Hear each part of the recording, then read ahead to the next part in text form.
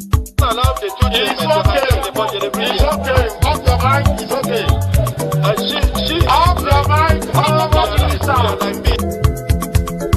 Chai! Now wow, people wey suppose talk truth to power don off mic. And if we talk, now 500,000 they go sama us, call them hate speech. But fear not, Mayegun don't come. Him go torchlight every corner, nooks and cranny of all these bad people where they spoil our country.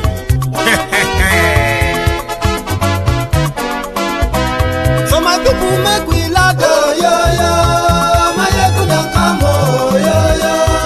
My people make we shout, oh, yo, yo. Mayegun don't come, oh, yo, yo. Mayegun don't come, man of the masses, oh, yo, yo. Mayegun don't come, oh, yo, yo. Mayegun diary politico, oh, yo, yo. Mayegun don't come, oh, yo, yo. This one not the off in mind, oh, yo, yo. Mayegun don't come, oh, yo, yo. Can in the touchlight every corner, oh, yo, yo. Mayegun don't come, oh, yo, yo. Okay, some people be they holla say they want the power. Chai, them be promise us say we go get light and power. Nah. Them hustle so they can't get the power. But now they know they do anything with the power. Sure. Every day, dollar just they get the higher power over naira. Still them talk say make we off mind. But thank God say Mayegun don't come. So my people make you laugh, oh, yo, yo. Mayegun don't come, oh, yo, yo. My people make we shout, oh, yo, yo. Mayegun don't come, oh, yo, yo. Mayegun don't come, man of the masses, oh, yo, yo. Mayegun don't come, oh, yo, yo. Mayegun diary politico, oh, yo, yo. Mayegun don't come, oh, yo, yo. This one not they off in mind, oh, yo, yo. Mayegun don't come, oh, yo, yo. Person where they do evil, no one make person talk. Them say that Mayegun, that man too they talk. He too they talk. Say Mayegun diary, he they hot like pepper. But every day then they take money in bulk. Woman picking, they the street they hawk. Still them talk say make we no talk. But thank God say Mayegun don't come. So my people make you laugh, oh, yo, yo. Mayegun don't come, oh, yo, yo. My people make you shout, oh, yo, yo. Mayegun don't come, oh, yo, yo.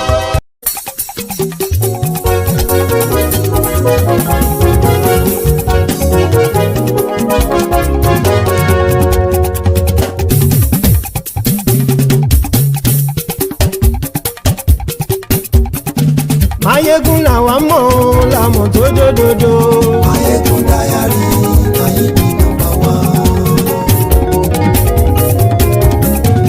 Mayegun làwa mọ̀ làmọ̀ tó dòdòdò. Mayegun diary, Mayegun number one. Mayegun ti dé o, ọ̀rẹ́ ara ìlú. Mayegun diary, Mayegun number one. Lórí Facebook, lórí YouTube. Mayegun diary, Mayegun number one. Gbogbo bó ṣe ń lọ ni Mayegun já wa sí. Mayegun diary, Mayegun number one. Àṣírí ọ̀jẹ̀lú kì í bò níbẹ̀ o. Mayegun diary, Mayegun number one. Bó bá ṣe eré, àní Mayegun máa wí. Mayegun diary, Mayegun number one. Ó sì tún ṣe eré, wàá gbọ́ níbẹ̀ o. Mayegun diary, Mayegun number one. Mayegun diary politico. Mayegun diary, Mayegun number one. Godfatherism kò sí lọ́rọ̀ Mayegun. Mayegun diary, Mayegun number one. Ẹ farabalẹ̀ sẹ́ o kẹgọ́rọ̀ lẹ́nu o. Mayegun diary, Mayegun number one. Àní Mayegun làwa mọ̀ tó dòdòdò. Mayegun diary, Mayegun number one.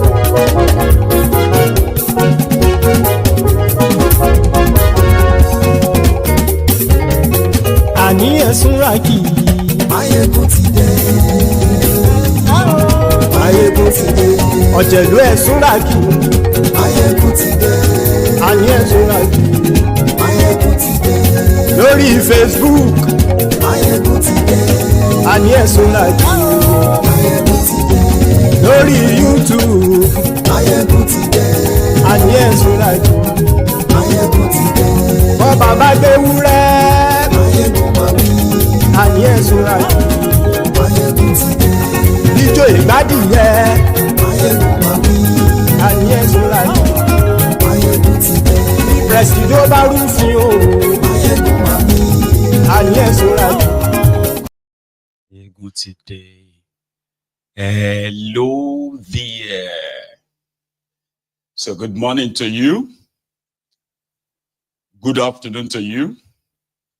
And good evening to you from wherever you're joining us. It is Máyégún live. Thank you so much for joining me. And please, after reading the caption of the broadcast, kindly read the description of the broadcast as well. Then like it, share it, invite your friends, invite your not so friendly friends. Tell them all that Máyégún today, that Máyégún is live. And thank you if you have done that already. So tonight, we are continuing from what is like what we consider as a show of shame by those who are saddled with the responsibility of managing that contraption, should I say, those who hijacked it for themselves, not for you. Tinubu and his gang. Now today, what image or the images that have been making the rounds on the social media are that of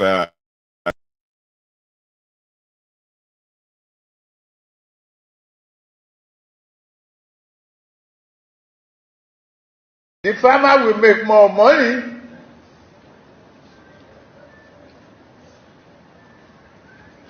Your lunch will not be imported.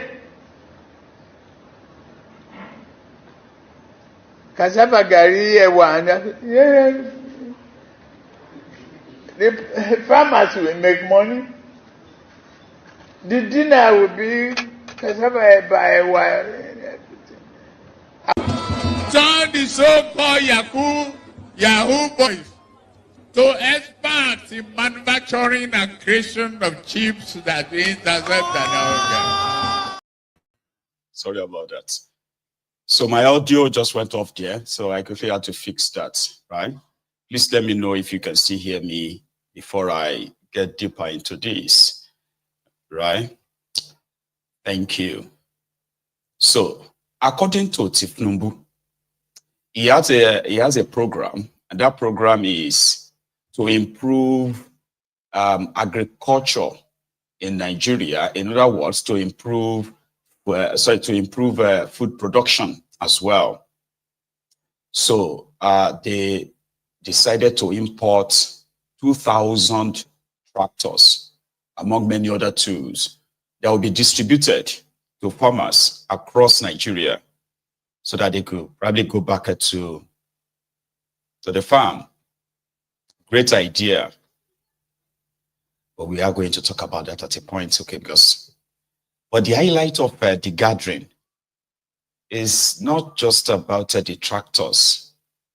It is about Tinubu introducing a man just from nowhere, a random man that probably right now on Google is the most searched name from a region or from certain people, Nigerians all over the world. Because Tinubu said, according to him, he said, there is this Alex, and he stood up. Alex from Belarus, that they were classmates in Chicago State University. Something that got everyone interested, like, oh, really?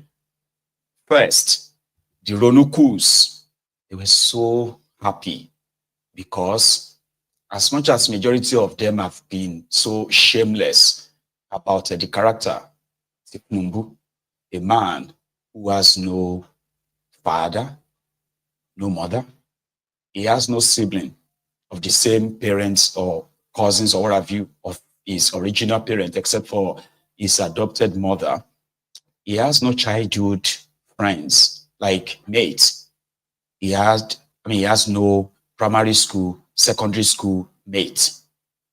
His life started from when he appeared in 1975 on a one-way ticket to Chicago, 1975.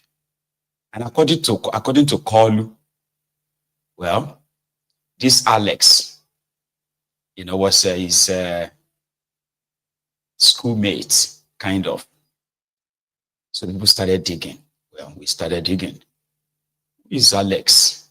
What is the full name of Alex?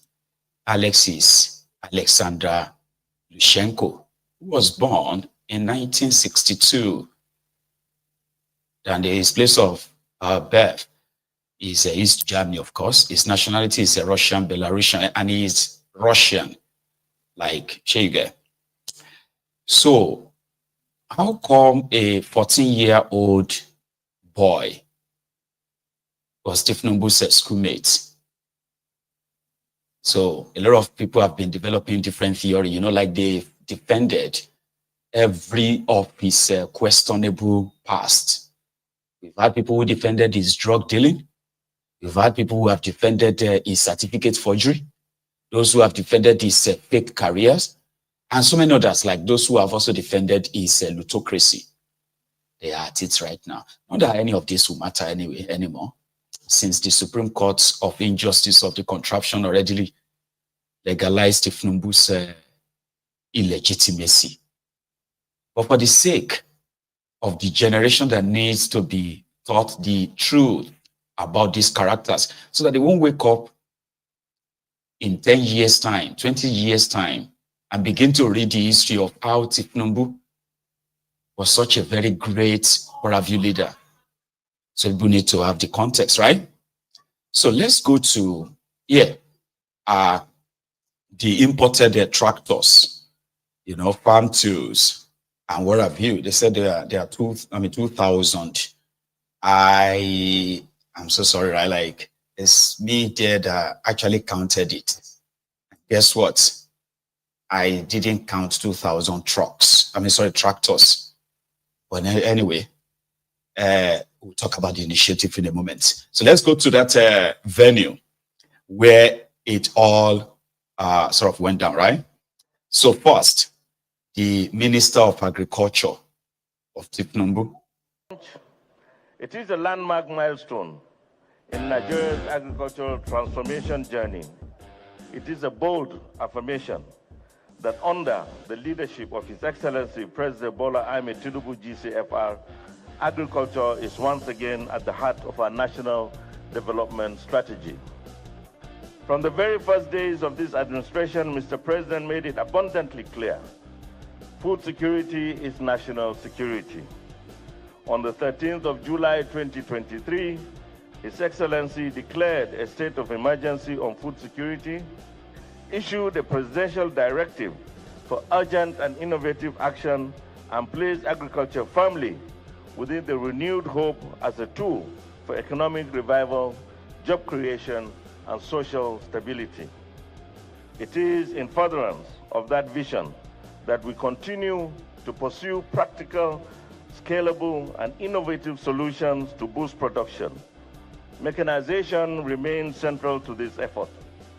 It is fulfilling to mention that with the unflinching support of Mr. President's renewed hope agenda on mechanization, 4 far-reaching mechanization initiatives were instituted under this administration. These include the John Deere Tractorization Program, the Greener Hope Project, the Green Imperative Program, and what we are launching today, the Belarus Project. What began as a bold policy directive has turned into tangible results. From early stage coordination to full-scale assembly and deployment, we are already here, launching tractors and equipment that will redefine Nigeria's agricultural land. Today, unveiling the single largest mechanization drive ever undertaken in Nigeria. We have here before us 2,000 high-quality tractors with trailers, plows, harrows, sprayers, and planters. We also have 10 state-of-the-art 330 horsepower combine harvesters, 12 fully equipped mobile workshops, and over 9,000 complementary implements and 9,000 sets of spare parts.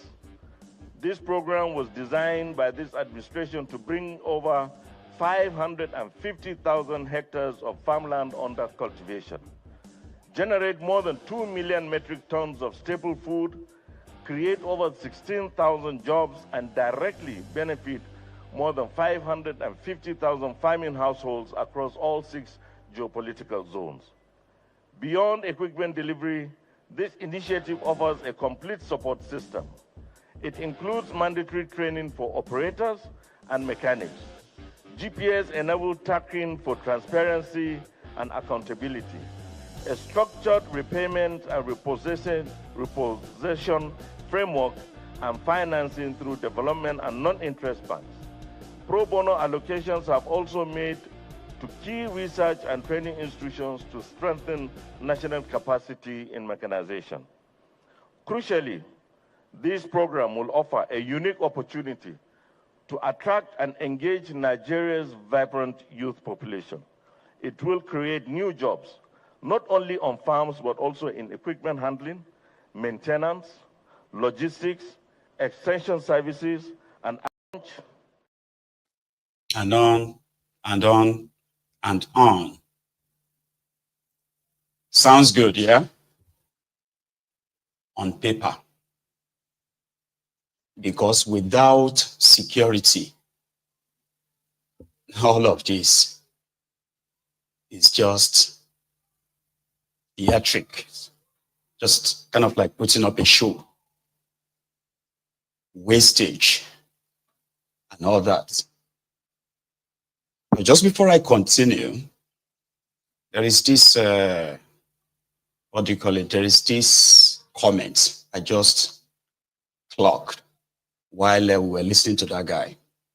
It's from Facebook, by the way. So let me see that name. Genny CC or something. I don't know if that's a real person or like a real name. So your comment is this. Let me put it on the screen quickly. The problem you're facing anywhere comes from the Yorubas who vow to stand by one Nigeria 24/7. It was Yorubas holding Southerners down for emancipation of the Zoo Nigeria Arab. So I'm going to have you listen to this because there are people who probably have the same mindset like you. All right. And on Mayegun's Diary Political, we kind of like try our best to, one, educate people like you. But we realize that there are people like this with this kind of mindset that are irredeemable. Don't even try to want to educate them. But here is the thing.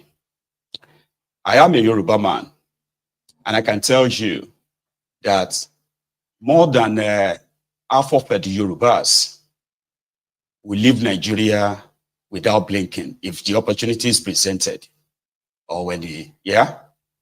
Now, Yorubas holding the Southerners down is so convenient for somebody, probably a faceless Biafran agitator or something. But take a look at it this way. Whatever it is that you see the criminals who are benefiting from this contraption from Yoruba land, as much as they do not represent any of the interest of the Yorubas, the same thing is what you have in Igbo land, right? But maybe some of you feel like everyone is as stupid as you sound because some of you don't probably listen to your own voice. You have the likes of Oplesus Odingba. He's a state governor. He's an executive governor. Odino Imo State for APC. He's not just holding it down. He's trying to enforce Ruga. He has killed hundreds, if not thousands, of young Igbos, jailed some of them, got some of them missing, all because of his defense for these Fulanis. There's nothing like that in Yoruba land. As horrible as the Yoruba criminal politicians are, there is nothing like that in Yoruba land. right? So, and then you have them everywhere, you know. In Ebonyi State, where this Devulumayi come from, the criminals they put together, right, that they called Ebubeagu, that was put together to counter the security ESN put in place there by Mazi Nnamdi Kanu. The whole effort of decimating the IPOB, criminalizing them, and all of that, right? They were not done by the Yorubas, and all this effort was because of what? Because your Igbo elites are benefiting from Nigeria too. So you can jump from one place to another, call the Yorubas names, go and do your bigotry Olympics on this social media, but somehow you probably need the proper education, okay? Because as you are pointing that one finger, you will be so stupid to not see the direction the remaining fingers are pointing. Do you get that? So as you are probably smelling around to look for who is smelling, you forgot that you actually stink too. So if all of us want to actually be honest, we will concentrate more on the roads. And I'm talking about not just on social media bragging of what you can do. Face them. Oplus Otigba and the rest of those who opened the eastern part of Nigeria for the access of these Fulani terrorists should be your concern, not the Yarubas. The Yarubas holding the southwest down, right? Fucking illiterate. Anyway, back to these shenanigans of these rogues, because I have said this many times. It's only stupid person that is fighting tribal, ethnic, religious madness on social media. A very low life. Somebody who is a low life is going to dedicate his time, his energy, fighting tribal, ethnic nonsense. Why your elites from every tribe in Nigeria, they are either participating in the destruction of the country right now, or they've participated, or, you know what I mean, like everyone is like a teamwork. They don't have tribe, they don't have religion, but you are so stupid enough to be a keypad warrior. Thinking you actually think you make sense. The Yaribasa. Morons. Anyway, how do you put such investment together in a country that is battling everyday killings coordinated by this Fulani terrorists from the north to the south, from the west to the east? People are being displaced left, right, and center. Everyone is aware that the food insecurity that Nigeria is suffering from today, the increase in poverty, and all this, the primary cause is the insecurity. And who are those behind that? The Fulani terrorists. Fulani terrorists. So if a government is investing so much to improve education, improve agriculture, what do you think should be the primary thing? Should that same government be on a hand planning to also invest in ranches for terrorists? Or should actually the real justice should be the perpetrators, the culprit, the murderers, these terrorists should be brought to trial, to justice. And every farmer should return back to their land, their ancestral land where they have been farming from centuries before this whole madness started. So how do you put the two together?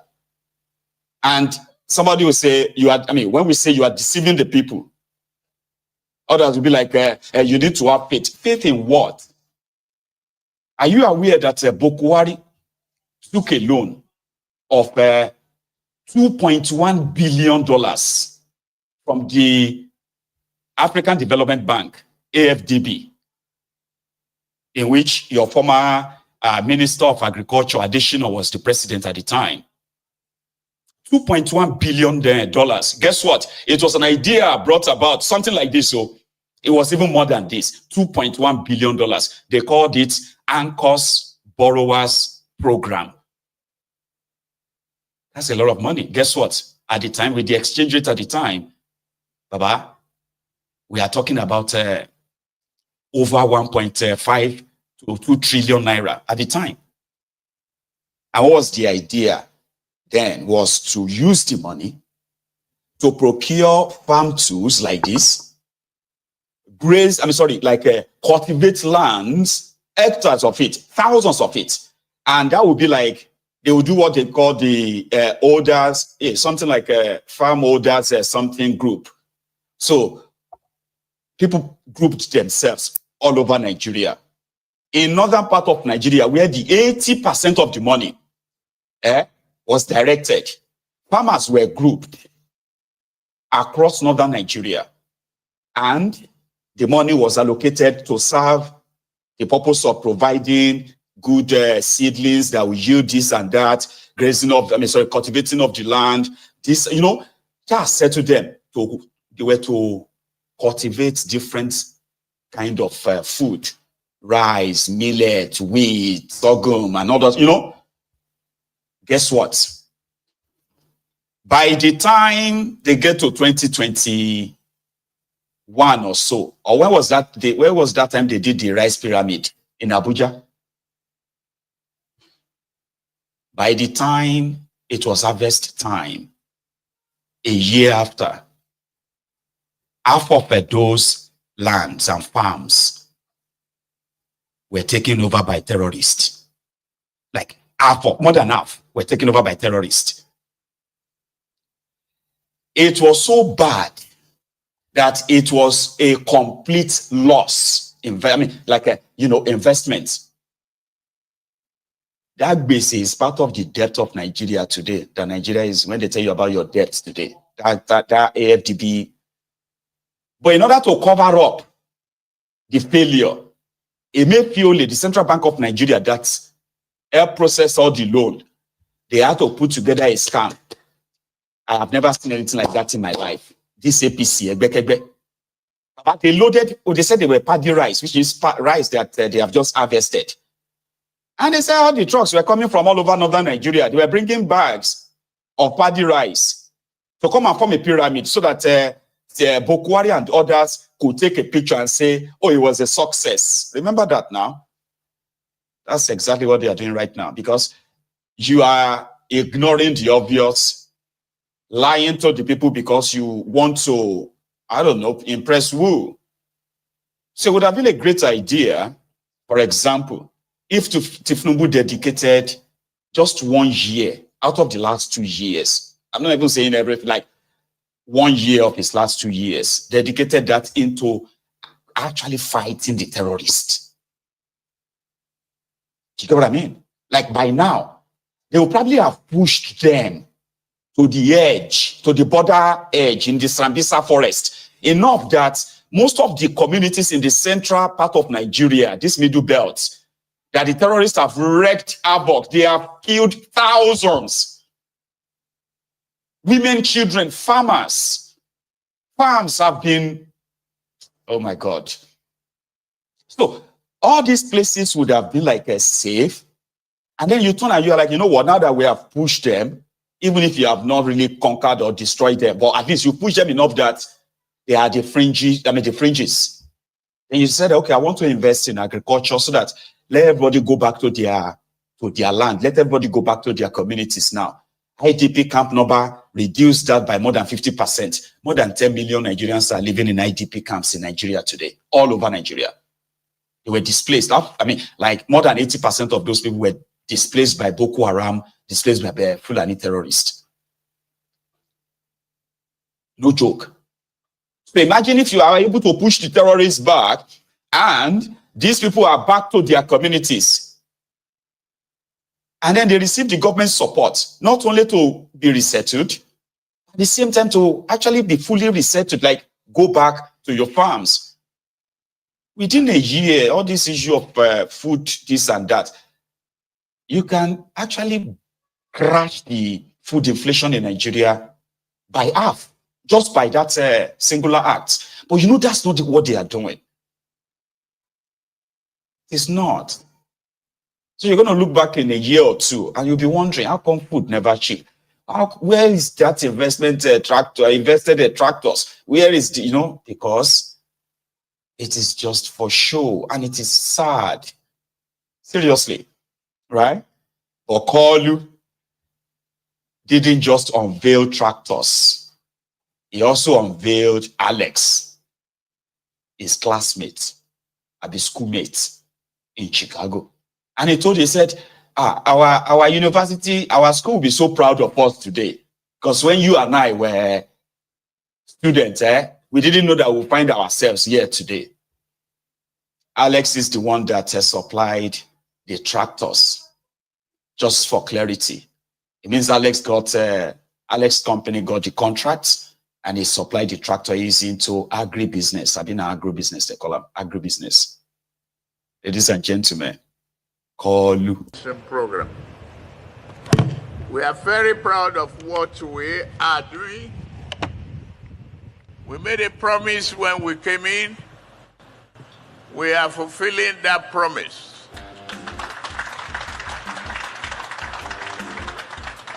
Two years ago, I sounded the alarm on our nation's food security. The crisis, I demanded immediate and innovative solution. That urgent call is answered today, and the first phase of it. This government recognizes that the agricultural productivity is synonymous with national stability and food sovereignty. The ability to nourish our population form the bedrock of a prosperous nation. Our ambition extends beyond mere self-sufficiency. We envision Nigeria as a global agricultural powerhouse, supplying quality produce to international markets while ensuring every citizen has access to affordable nutrition food. That's why we took a bold decision to establish this renewed Hope Agricultural Mechanization Program. We are just beginning.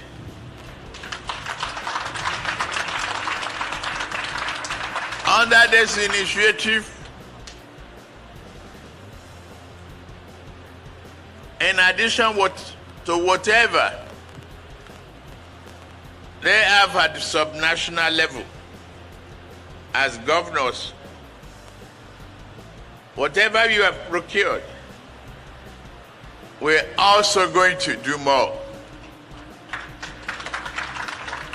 While we have here over 2,000 advanced tractors, 50 industrial-grade land preparation bulldozers, 12 fully equipped mobile workshops, 9,000 plus specialized farming implements. This equipment, when deployed, to empower mechanization and service providers, create job opportunities, make farmers easy and more sexy to our younger.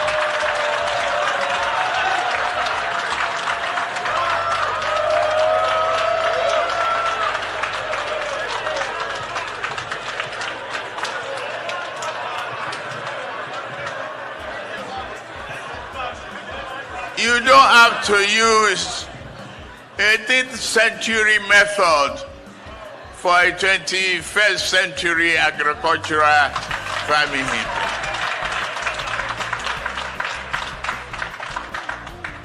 Our strategy encompasses year-round cultivation,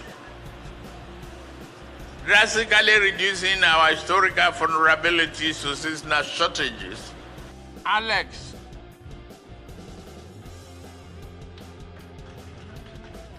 to all of you, Alex was my very good neighbor and went to the same school with me in Chicago.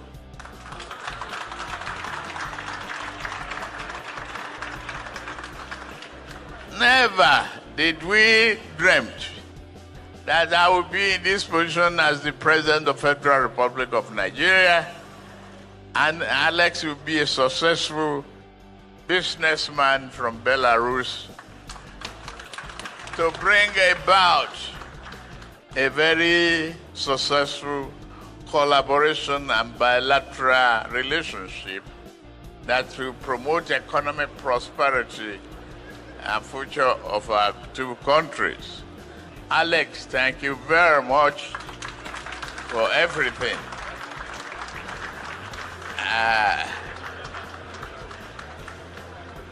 I believe our university will be very, very proud that we are doing this here today.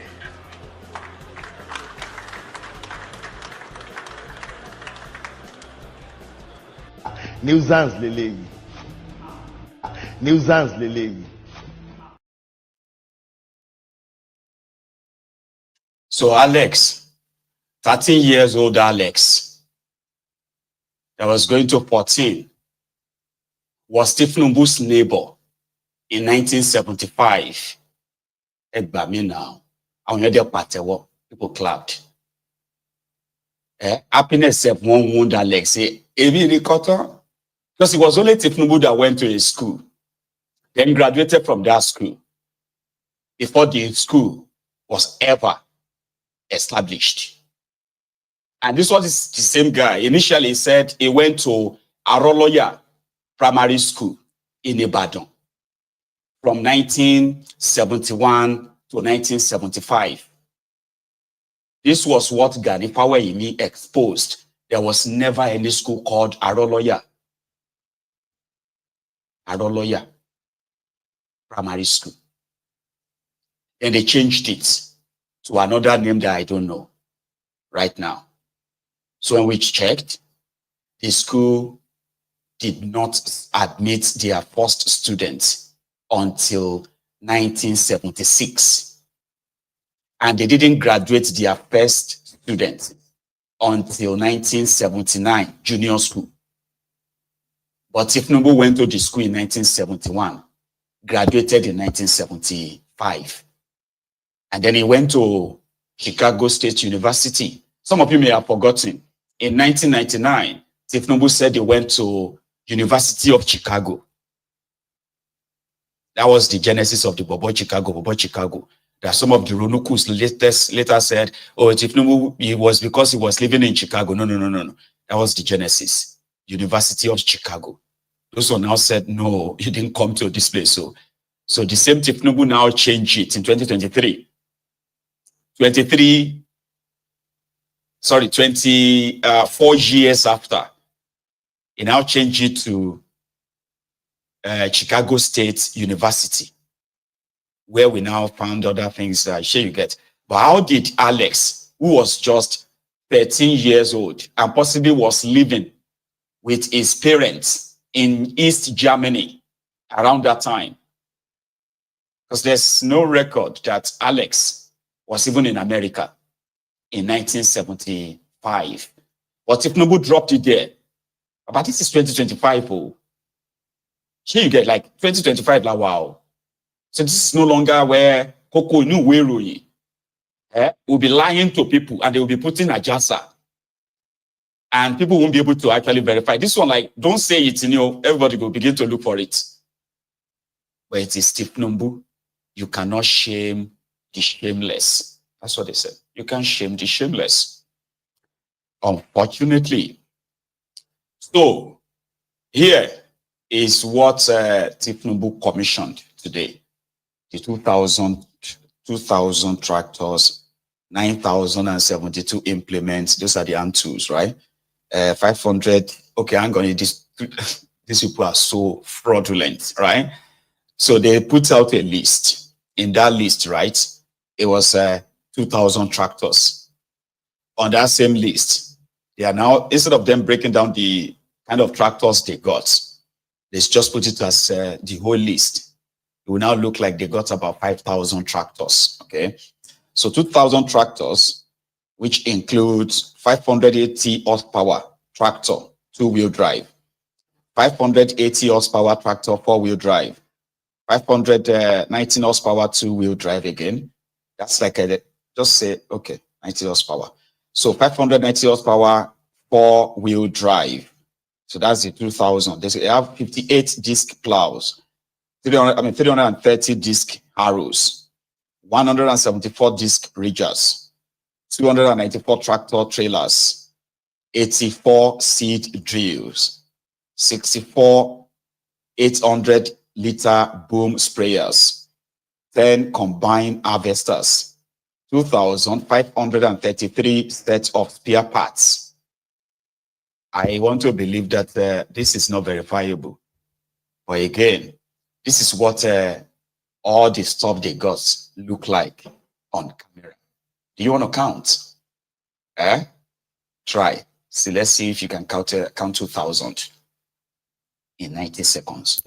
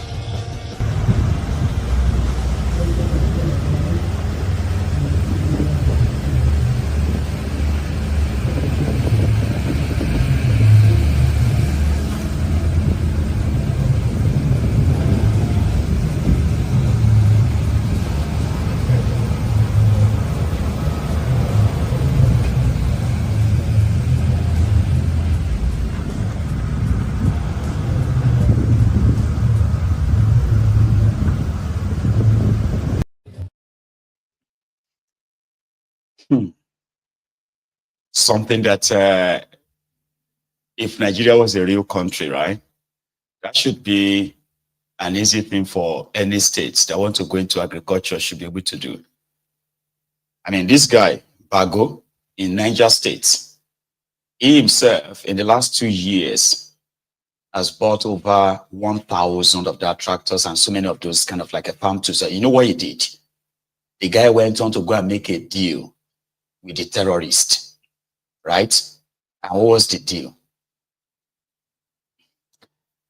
I will use my position to make sure that they won't bomb you again, and there's likelihood of no military attack on you. But you will have to promise. You see this part in this local government and that local government area. We are going into full-time farming. And you will never touch that. That was the deal Bago made with the terrorists in his own state. I don't know if you know this. Niger State happened to be one of the biggest states, if it's not the biggest in Nigeria, by land, you get. However, it is also the only state in Nigeria that hosts over 7 different kind of terrorists. And when they speak or say something about them, it speaks glowingly of them. I don't know if you have seen that. Bago, it will tell you that, you see, we are talking to these, they call them bandits. We are talking to this bandit and, you know, we are in a good time. And because of that arrangement, he's been able to display too, which I don't know if it is also propaganda. He's been able to show us the farms. He's been able to show us those who are using the tools. And he's also shown us the harvest. Trucks of different kind of grains, which I have seen that. He has shown us the storage facility he built for that purpose. Now, that is one single state. That's Koolu. So what Koolu and his gang are doing, right, like I said, would have been a very good idea if thiefnubu and his gang actually invest in combating the terrorists, not placating them or trying to appease them. Like you should go and make peace with terrorists, kind of, right? Or maybe if he invested in security enough that genuinely they use their political will, if he has any political will to go after the terrorists. So maybe he can then compel this state to invest in agriculture. But hey, this is the lowest the Nigeria have sunk, so to say. But who is then going to save Nigeria from thiefnubu? There are individuals who are already offering their own service or being projected. You've been hearing about the coalition, this coalition, that, right? So a guy resigned from thiefnubu's government just a few months back, couple of months back. His name is Akim Baba Ahmed. You know him. He is the brother to Dati, Peter Obi's running mate in 2023. So, and he's been talking.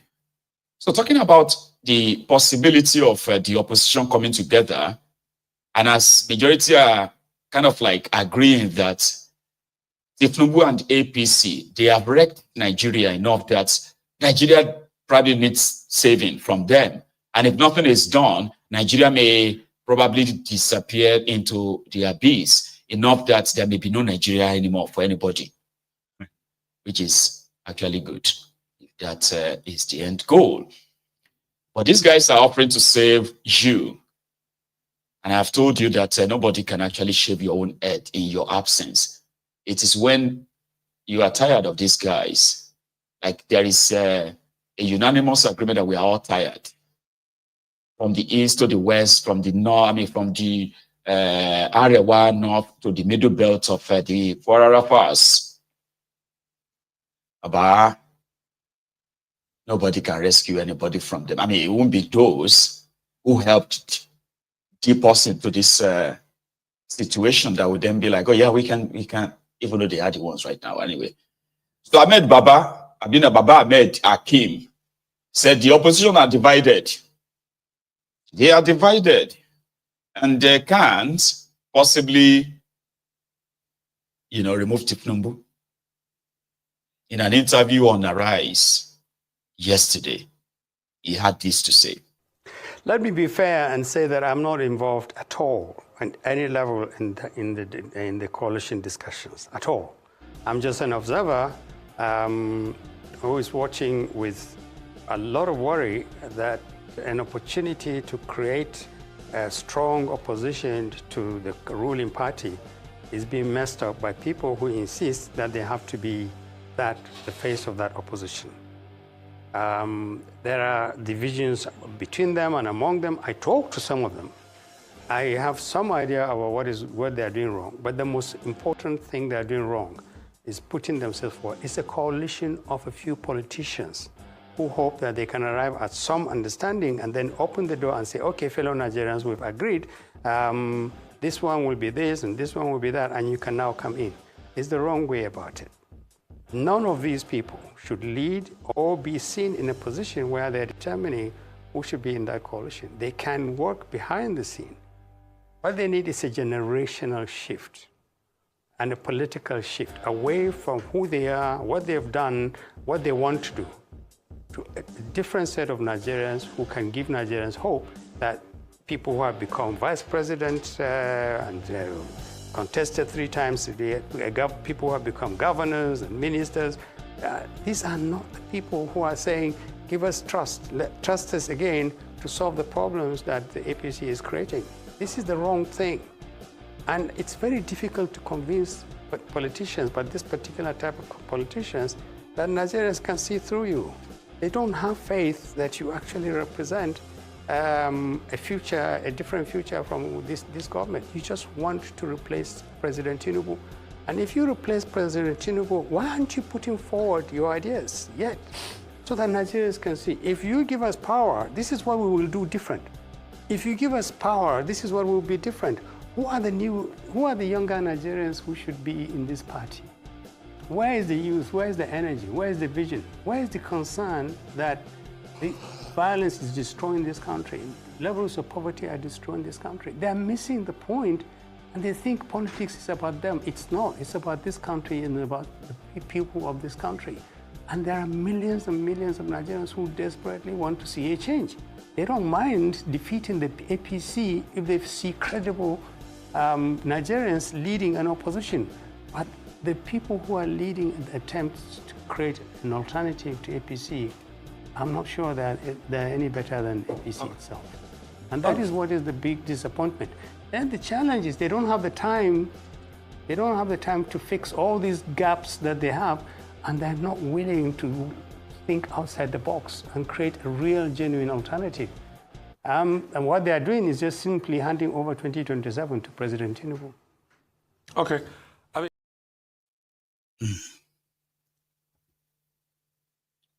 He's not lying, is he? But at the same time, he can't possibly pretend that APC, Egbekebe, was formed by a group of criminals. Just like the opposition that is coming together are also being formed by a group of criminals so far. So, if he thinks, right, that because of his own closeness, like I said, he's close to those guys who are doing their coalition talk, and he heard them talk about how they couldn't agree on some certain things and all that. But here is something, like I said before, like it didn't really lie. There should be a paradigm shift, Abi, and that paradigm shift, I think that the paradigm has already shifted, but somehow the establishment that didn't create the paradigm are doing everything possible to pretend that it hasn't shifted. Because the battle right now is between some of you, the younger generation, right? The young people, and some of the older generation too, but mostly the younger people who are currently believing that through Peter Obi, there could have a new Nigeria that is possible. Now, that is a conviction, because somehow, like I said, that is a bit right, but it's not acknowledging that. Maybe in another clip, though. There are people who believe that the likes of Atiku and all these guys, they shouldn't be part of the solution anymore. But they can do with Obi, because it's got the cleanest, enviable record in the midst of the rogues that you have in that contraption. It's like a saint in their midst. Now, that particular block to the establishment is a big threat. Let's admit to that. And if you don't, it's all right. That's fine.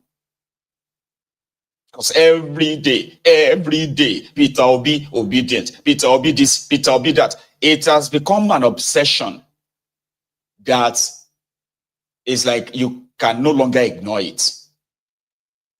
And that is why those who are talking about their coalition, they are also doing everything as well to attract this block of Nigerians who believe that they can have a better Nigeria without these rogues if the election is free and fair. That's what they're saying. Just give us free and fair election. Really? So these criminals, the gang of strange bedfellows, they also need credibility. I don't know what Baba Ahmed mean by they are divided, because I have this, this grapevine gist that there is a chance that Peter Obi won't be part of their coalition, because the intel they had was that the entire plan of the coalition possibly also have thiefnubu's hand in it. There's a trust issue. That's why I said, it's right to some extent, because there's a trust issue. Let me tell you the truth here, right? You are seeing all of them obnobbing, talking. They have been talking. The issue of their coalition, right, has been concluded like a year ago. When I say concluded, I mean they've had clarity, but it is probably not what some of them wanted, because they needed Peter Obi and you, the obedient, to legitimize these guys. And there are so many of you who are willing to, because a lot of you, the obedient, are already saying, if the coalition is not going to be led by Peter Obi, you are not going to be part of it. Meaning you won't mind that Peter Obi should be the shield for these criminals, so that at least you can get rid of thiefnubu, who is considered as a common enemy. So that is what we heard, that Peter Obi is not really interested in. And that is why he came out and he said, if the purpose of the coalition is to take power and not about what we want to do for the people, I don't want to be part of that. You remember that time? I won't be part of any coalition. It's like telling all of them who cares to listen that, yeah, we need to get rid of thiefnubu, but others are saying that the attempt is to lure him in, pretend to conduct primary elections, and then Atiku will emerge, of course, or whoever they agree to emerge. And if Peter Obi should leave their coalition then, or whatever party then, right, it will be considered as a desperate person. And you know what I mean? Like, eventually it will probably won't really pull at the same level it currently pulls, right? So there's so many complexity, conspiracies as well. And listen, all this information, they may not come at once in one package.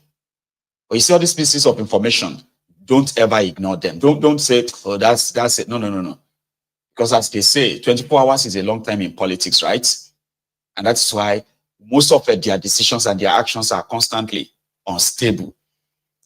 So if Obi goes it alone, it will be considered as somebody who helped thiefnubu to survive the onslaught. If Obi joined their coalition and is not their candidate, right? So it will be considered as, thiefnubu escaped because they didn't use Obi. What is the third one? If they used Obi and they seized power, it simply means that most of them who are currently like fish out of water, right, lamenting and pretending to care for the people, they will be back in power, and Peter Obi himself could be overwhelmed by this same rogue.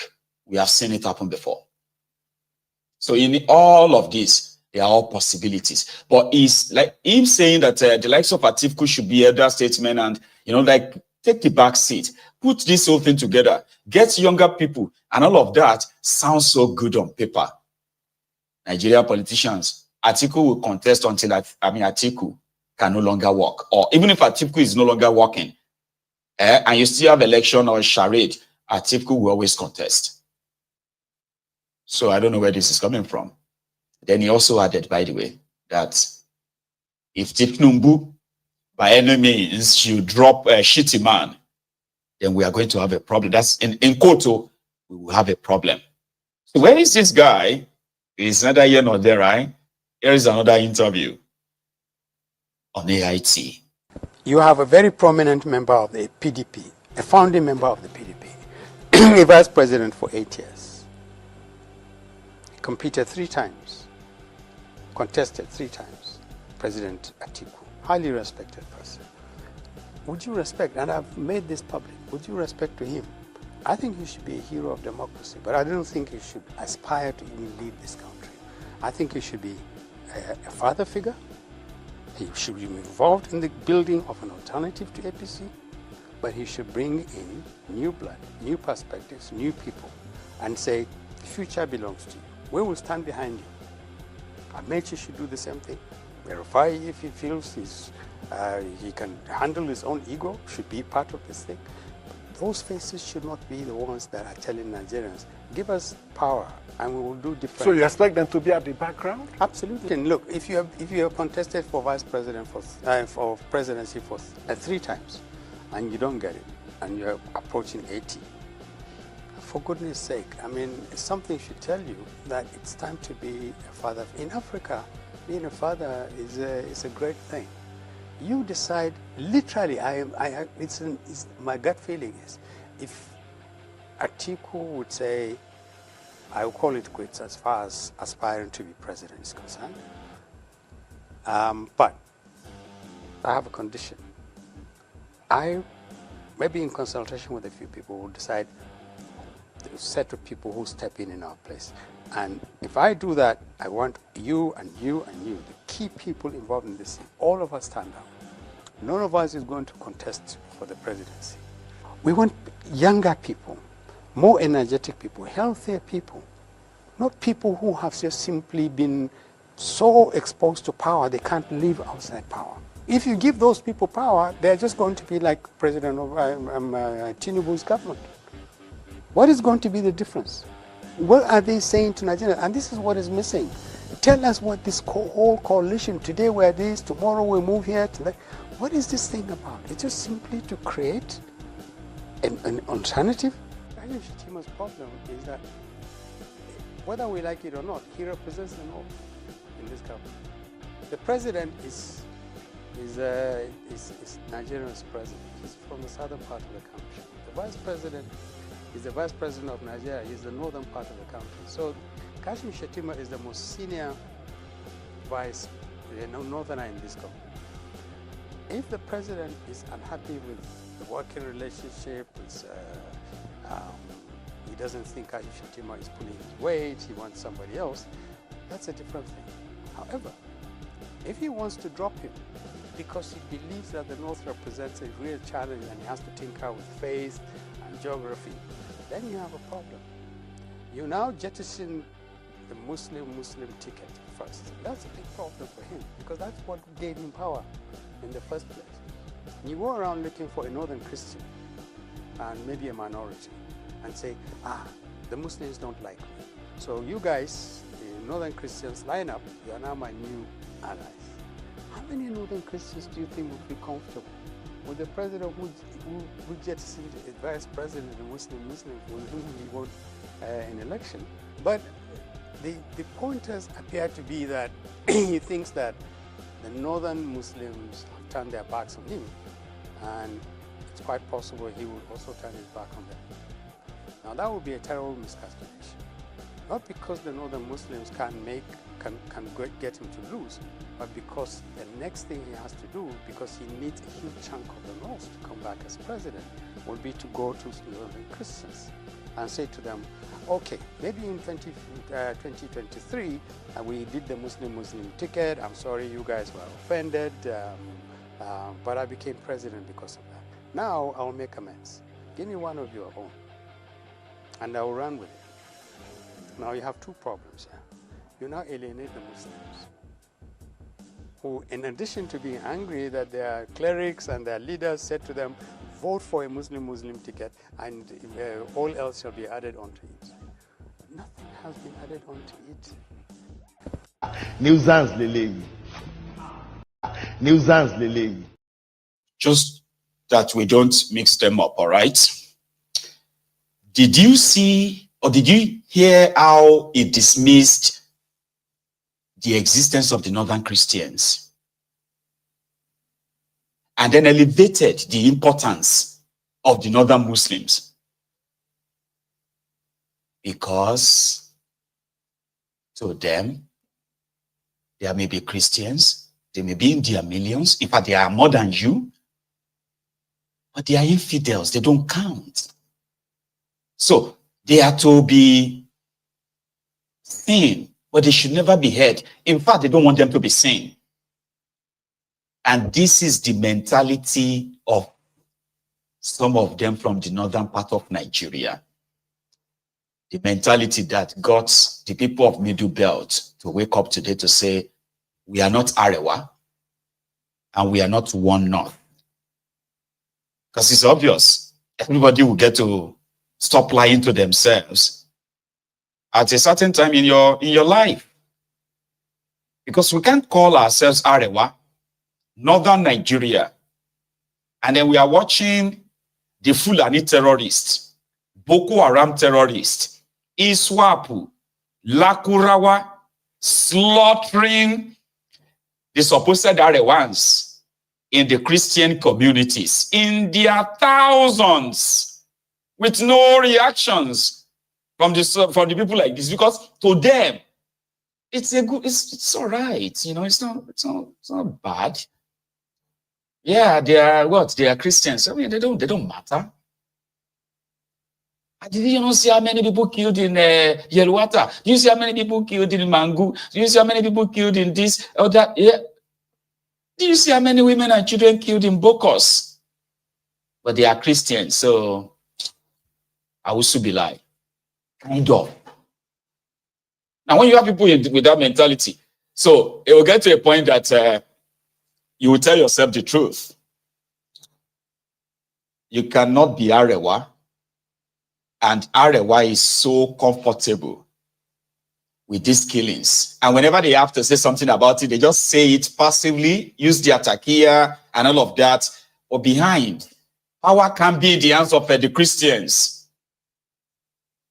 No. They have been told that it is forbidden for Christians to lead them. You have no idea the disdain they have.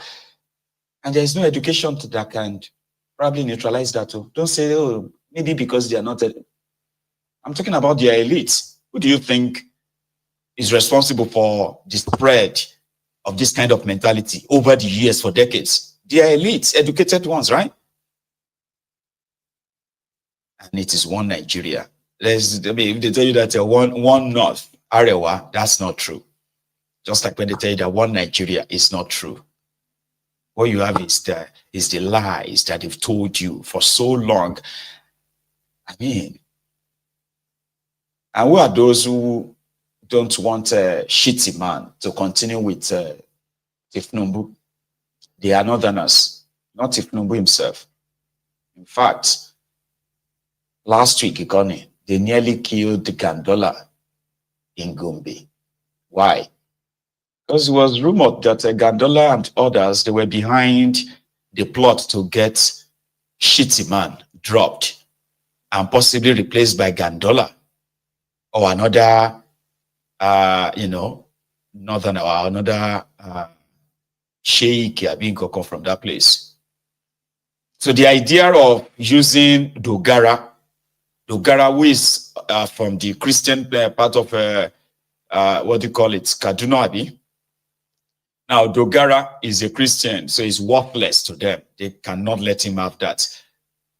So it's going to be Muslim anyway, or wherever it is. So, shitty man is aware of those who are behind the plot to get him removed. And it's purely for electoral reason. It's a shitty man from his northeast has no real electoral value. The people of the northwest, you see those ones in Kano, Sokoto, Kebbi, and other places, they were the ones who helped thiefnubu perfect and validate his rigging. The numbers are fake. And now they are saying that shitty man is not even railroading to the northeast for them. So they are the ones behind it. That's why when they saw each other in Uyo a few days back, this was on the internet though, that shitty man who was kind of being welcomed at the airport, right? Did everything to ignore greeting their Babariga Mobile Banking CEO, National Party Chairman, Gandola of Kano. It was obvious. Check this video. Thank you, Your Excellency. You're welcome, sir.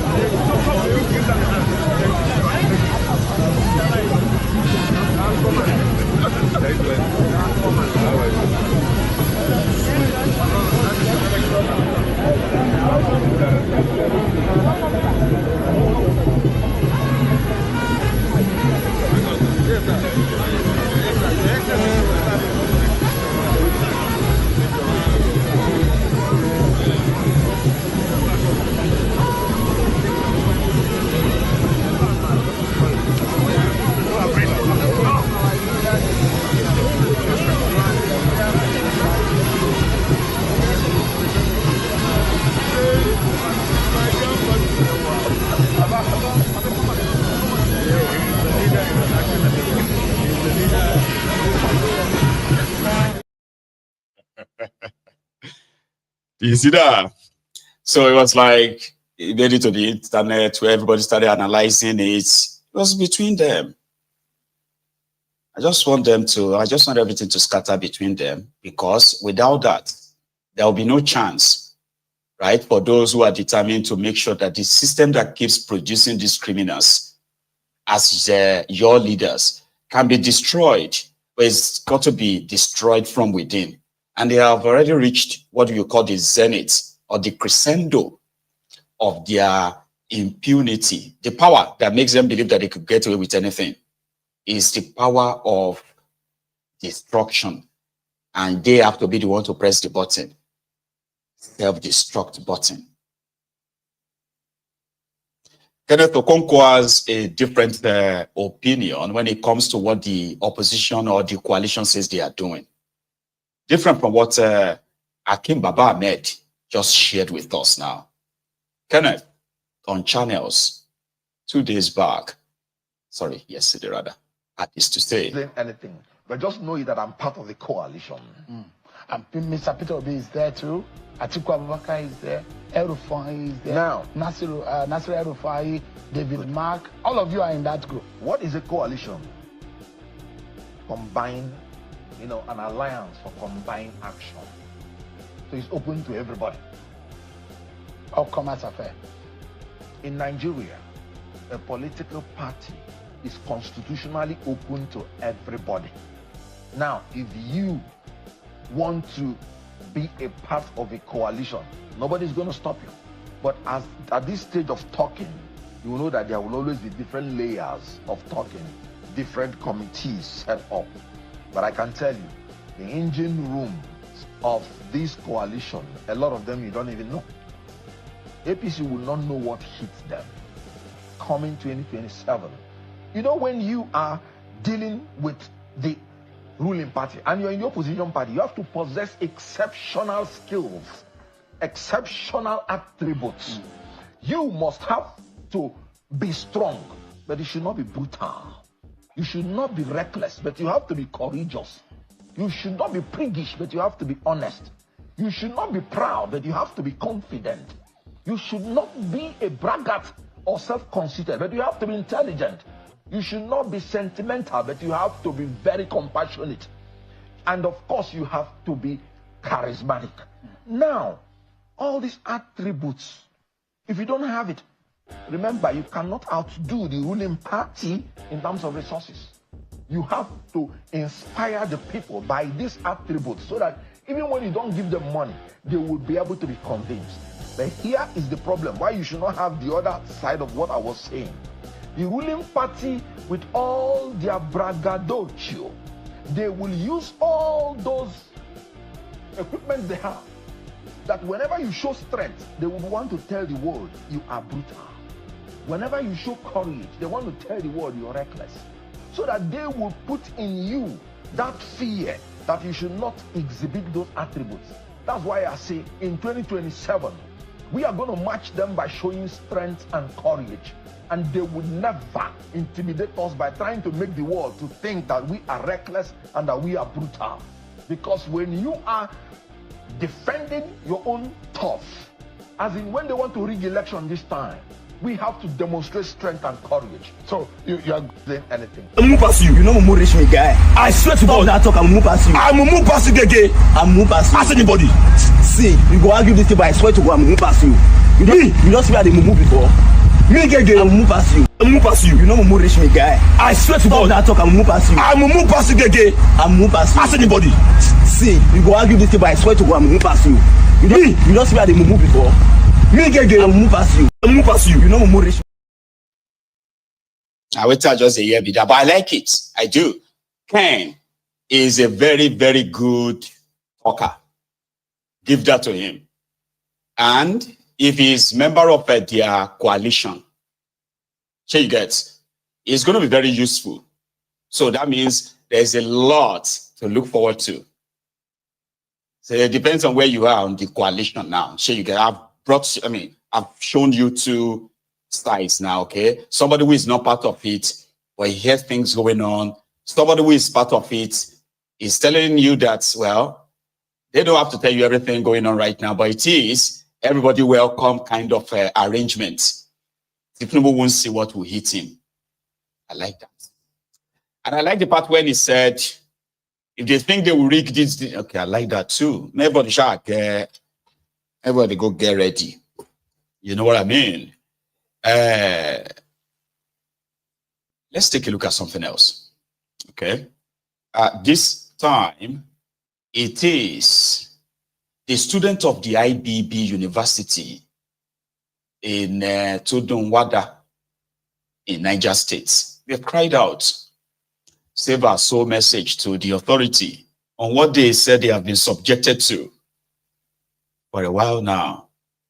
And today, a colleague of theirs was shot and killed by armed robbers, and that led to another protest in the county campus. There's too many wildlife everywhere, right? Said the lady. We are not safe. We are not safe. We need the police to be brutally killed. They should kill all the security in this school. They should kill all the security in this school. They should stop killing us. We are all victims. We are not safe. We are not safe in our school again. Why? We can't sleep with our eyes closed. Why? Why? They are killing us. Why are they killing us? Just for fun. Accessories, gadgets. Worthless stuff. Worthless stuff. Is that why they are killing us? The school is not even protecting us. The school is fucking useless. They don't care about anything. They fucking care about themselves. They just killed a boy just for school, just for his phone inside school, and he just resumed yesterday. Imagine the money his mother has been paying. Imagine the pain his mother is feeling. Imagine the pain his mother is feeling. I feel so bad. Do you know the pain of losing a child? Because you send a child to the university, you lose your child. Oh my God, it's so painful in my life. We need the police. They should send them out, the police. If police, they should just fucking send them out, the police. If you catch any thief in IBB, police will come and save the thief, yes. They will come and save the thief, is it good? Eh? They will come and save the thief from the police and from the people. That's so wrong. It is fucking wrong. I was once a victim. They took my phone away from me. I had to go home for 2 weeks. Why? I missed it. The lecturer don't care. They don't know why I missed that test. They don't even give a fuck. They're still living their life. Yes. ABB, Lapai is fucking useless. Yes. The school has failed us. Our school has failed us. Yes. We need soldiers like we need new people. The police should be taken out of this place. We don't need them. They are not protecting us. They are protecting themselves. They are so evil. They are evil. They are evil. Everybody, very dark man. Everybody, anybody that can see this should see this. You guys can run, oh. You can run out of your land. You get people. You cannot run. They are going. Take yourself and go. Evil people. Very evil. We just came here to school. We came here to school. We didn't come here to lose our life. We came here to school not to lose our life. Now they are driving out though. They are driving out of the land, the evil land. Imagine, wallahi, the pain that the deceased mother and father is feeling. You thief, you shall feel it times 2. Your life will never be better. But it's not your fault though. It's our school's fault. They have failed us. Please, we need new security. We can't sleep anymore. They are robbing us every day. Why? Because of common food. Are you the one that buy food for us? I don't have anything to say. You've said a lot. Even though we only hear the fact that, you are being traumatized in your own school. IBB school, I heard, is a private school. So it's not a private school. Ibrahim Badamasi Babangida University. Lapia Bikiloka Bitudunwada. Nigeria is a place where if you think about it very well, right? The kind of shege that they are dishing out does not spare anyone. Not older people, younger people, what do you call it? Even children in the womb. So the day you get born into Nigeria, the size of your shege is ready. And that is how you get shaped. You get shaped that way until your adulthood. Because by every stage, there is a role they are preparing you for. It is systemic. With a Wiki and his gang have blown over 3 trillion naira in the last 2 years on his own white elephant project across Abuja and the jamborees that followed it. While the primary school teachers in the entire Abuja have been off work now for nearly 10 weeks. And the children, well, they've been left to be wondering about, right? So today, a very dark man, again, used his own platform, himself physically there, to raise awareness on this level of neglect. That when you look at the consequences, or if these criminals ever imagine the consequences of this on the lives of, the lives of these thousands of these children, then they should be worried. But it is a shame that they don't really care, do they? Watch this. They are the leaders of tomorrow. How are they the leaders of tomorrow when you stop them from going to school for 9 weeks? If Wike did not have basic education, he will not be the minister of FCT today. So, if their school is locked, they'll do their school here. So, start teaching them here every day until their school is open. So, like I said, they have been out of school for 9 weeks. 9 weeks, so how many months been 9 weeks? 2 months and 1 week, Abi. Now, the whole, listen. The whole school in the whole entire FCT, the whole primary school, have been out of school for 9 weeks. And you say they'll be leaders of tomorrow. Come and tell me what you want to be in the future. Who won't tell me? Very good. Come. You show any phone that's you. Now, you see they go school. Now, government's fault. They don't give you better uniform. So, what do you want to be in future? Speak loud. I want to be something tomorrow. What do you want to be? What profession? What do you want to become in the future? I want to be... You know, you be alone. Go back. You know, you see your mouth. See your head. Hey, where are you? What is your name? My name is... That is what they are really causing to our... Just in case they don't know their names, let me explain something to you. Public schools, public schools, especially the one in Durumi, in the whole of the primary school, they have just 10 teachers. Explain that part of it. Okay. What I'm trying to say is that if you go to the primary school in Durumi now, specifically, the primary school in Durumi, if you go there, the direct employed teachers there are no more than 10. The remaining teachers are all PTA teachers. These children that you are seeing, they are charging their children school fees to pay the PTA teachers in the school. In a government school? In a government school. They are paying PTA. They are paying PTA. That means school fees, which we know in FCT is free education.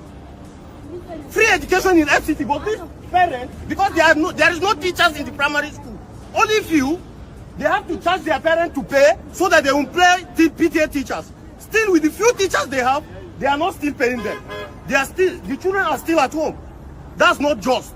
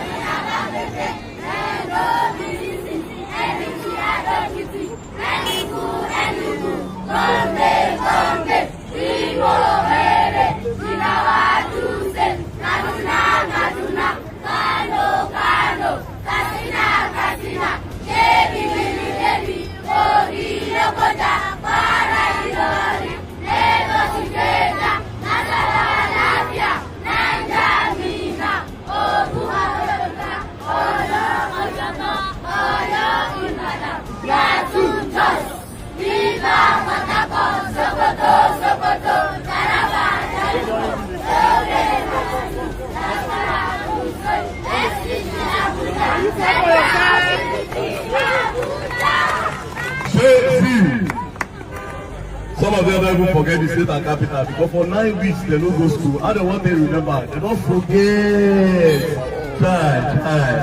They don't forget. So please, there's some wicked. These children need to go back to school. Let's visit the capital one more time.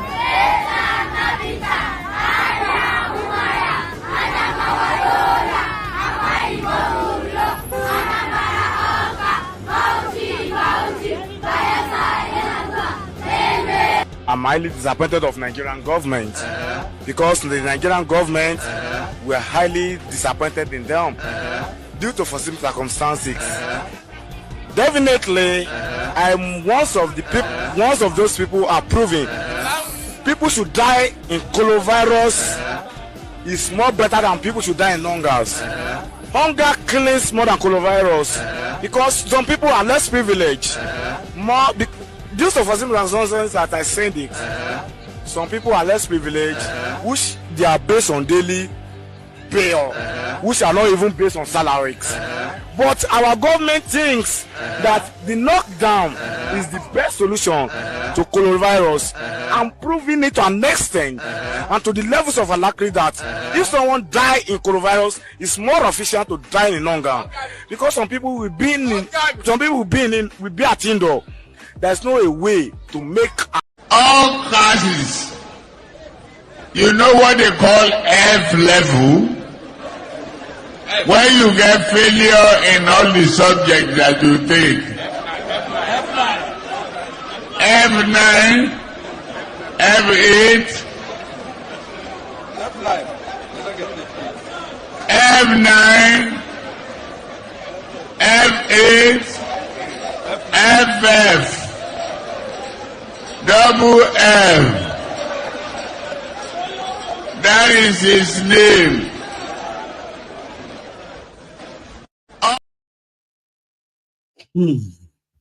Do you see the problem here now?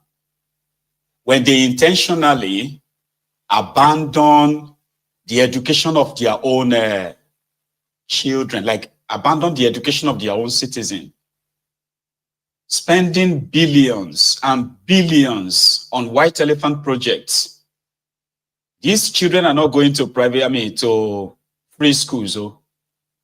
Their parents pay PTA money, which is then used to hire these 10 teachers. You know, it is like having an area, communities or adjoining an area, right? Where you have maybe, for example, you have like maybe 300 to 400,000 people. And the primary schools there only have 10 teachers. That's how bad it is. But they want you to see them commissioning roads. Yeah? Commissioning uncompleted projects using 39 billion naira to renovate a public hall. 21 billion naira to renovate or complete a vice president's house, which he has not even stepped in. He has never stepped into that place. 44 billion naira to build houses for judges and the roads to the place. But teachers, primary school teachers in the entire Abuja, they are on strike because guess what? They are still being paid 30,000 naira minimum wage salary. 30,000 naira. That's how much they are being paid. And why are they on strike? They are on strike because they are demanding for 70,000 naira. Let me shock you. When they were being paid 30,000 naira and the inflation of that country was somewhere around 22% under Boko Haram, probably more. The exchange rate at the time was somewhere around 420 naira to $1. You see that 30,000 naira, Baba, was like about $70 or $78. Oh, do the math. If what do you call it? If 4,200 is 100, 42,000 is $100. Yeah, that should be somewhere around $78 or thereabouts. Do you know how much is the 70,000 naira minimum wage today? At the exchange rate of 1,700 naira to $1. You do the math. $100 is now 170,000 naira. So remove the 100,000. You have 70, Abby. So that means 10, 20, 30, 40, $44. So you would think they are doing them favor, right? When they increase their minimum wage, that they won't pay them. So imagine you earning the value of something that was $78 that you could, like, buy yourself a bag of rice. Today, you can't use the minimum wage to buy yourself a bag of rice. But that's easier to understand, Abby. For you to know how wicked these rogues are. The money with the wicked has been using to post adverts of his 2-kilometer road, 5-kilometer renovated road, 10-kilometer this, 1 kilo, the money is being given to the media to publish and advertise his commissioning. That money will possibly pay the salaries of all these school teachers, especially in that area where they said they only have 10 teachers. Hire more for the rest of 2025. Just money they are spending on adverts to tell everyone that thiefnubu is working by building a borehole, right?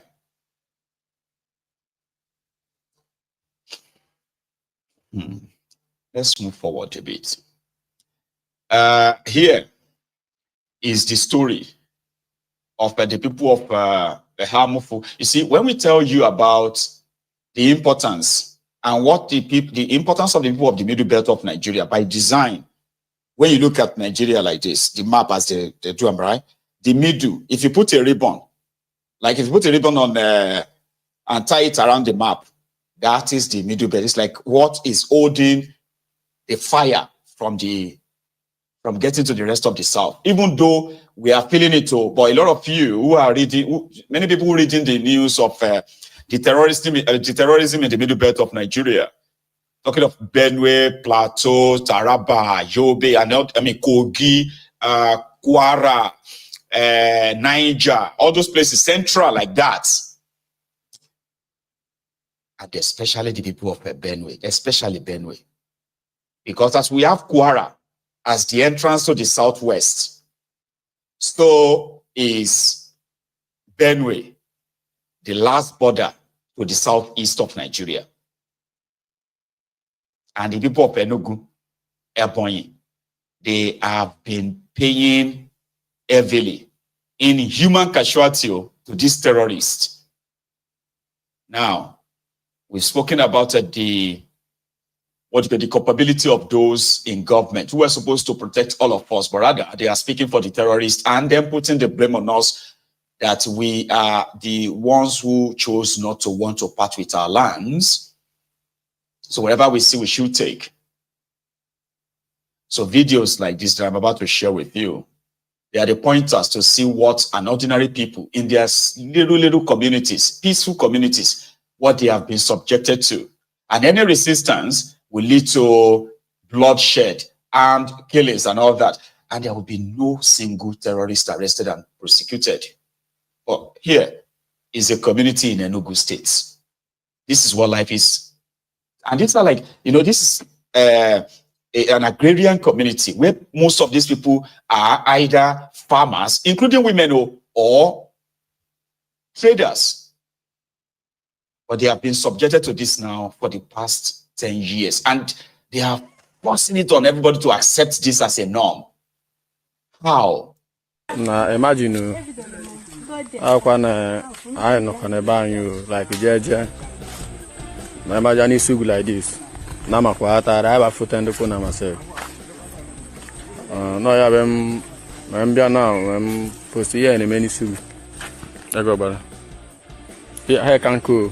I do too much. Like I carry thousands. Yeah, but under Fulani, herdsmen, Nisugu Ejago,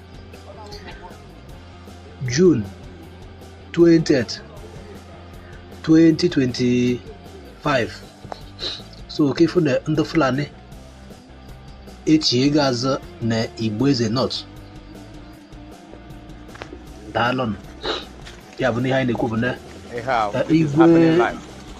Igwe Isugu, ya bụ Emeka oyi ifogone ọrụ abịanago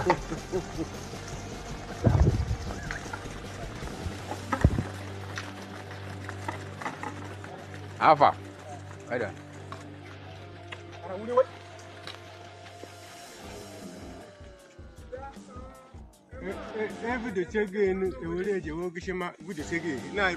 This is happening live at Ego Bara Women. Live. Happening now. Right now. Mundo Fulani Epokomeru na Mabatakoma ne Ego Bara Isugu Onwanya. Side Mene Isugu na Heka. Bend Fulani Podokome na Mwanya. Unu watch Anna Manya Hanagata na no hepe. Onwanya bona happen no wanya. Na taza pata Japan di sugu ejage nego bara. At 3:34 p.m. Only on that set of the nama. Only a good man never help teaching the bike too. Camera me here now. Una all set. The secondary school is to go money fire. No feed bear no. I'm here before time is before it's too late.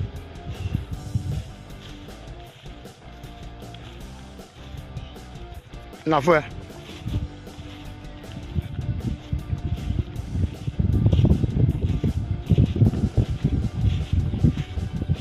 I have a man with you.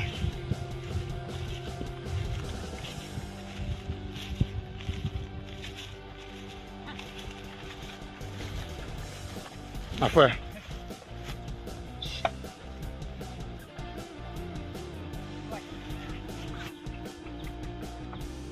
heard you go materially. Nah, imagine. I mean, that is what they have subjected them to. The majority of them have suffered attacks from these same Fulani terrorists, but without cows. Do you understand? So, if the Fulanis are so in love with their cows, why can't they just come out of the bush like everyone else, right? Pull your resources together like a cooperative or something and buy land. Buy land and, build yourself. I mean, nobody wanted you, right? And nobody want to part with their lands because nobody want to stay next to this armed terrorist. But you can change all of that if you, 2025. What is the relationship between the Fulanis and the people of Enugu? They do not share border. They don't have anything in the proximity or any kind of connection, if not for Nigeria. Now, the people of Enugu who have been killed, those who have been killed in Enugu on their farms, macheted and the rest of that, the government of Nigeria is reporting that as a clash. How can somebody who is right there peacefully in their own community, in their own farm, be clashing with a Fulani that brought his cow and guns, invaded them, destroyed their farms when they resist, Then they get attacked and killed. How do you come out and say that's a clash between farmers and others? How? That is, that is the narrative they have in that contraption in defense of these rules. How do you have people to come and disrupt your peaceful life? And you should accept that as what? How is that right? How? I feel like I'm just talking to myself, though, but you get what I mean? Like, at that point, you just, like, we never get an answer. Because it's like they are so hell-bent in protecting these rogues. And they themselves don't see it as they are doing anything wrong. And that is the problem. Those who get killed have been considered just like statistics. That is even if they even acknowledge that. You see? And to the point that people have to take their destiny into their own, laws into their own hands, carry out jungle justice, because the government continue to make them so vulnerable and helpless. And they're watching you pamper these terrorists, speak glowingly of them, like budget money to rehabilitate them. Who does that? A few days ago, it was reported that the people, angry people of Emangu and Bokos, armed, hijacked a bus traveling through their area, was going to Kaduna, and killed 13 of the passengers. And this was like a few days after the killings in Benue. That triggered a lot of reactions all over the place, right? And of course, they started demanding that, like they did in Urumi. Suddenly, the Arewa rogues, the Arewa terrorist elites, they rose again. They are demanding for, they must bring those people to justice. Yeah. And here is a Middle Beltman, Zari, I think that's his name, saying something about that. All right, I'm prompted to do this video in response to something. You may well be aware that the Northern Governors, I don't know whether it's the Northern Governors Forum or whatever they call it, are demanding justice for, the travelers that were lynched on the plateau in Mongu, I think. Now the question is, what exactly do the Northern Governors want? Because you would remember well that while people in Benue were being massacred, over 200, where children were being burnt to ashes, there was something happening in Katsina. A notorious terrorist who kills, who rapes, who has done a lot of evil, was holding a meeting with monarchs, government officials, Nigerian military in Katsina State. There was no outrage. So exactly, I don't know if it's a point I'm making or a question I'm asking. How do we balance this two? That there is a certain group of people, group of governors that are more committed towards holding peace talks with terrorists and structuring some kind of incentives for them. But then at the same time, they tend to act differently when something else happens. An example is Uromi. An example is Plateau.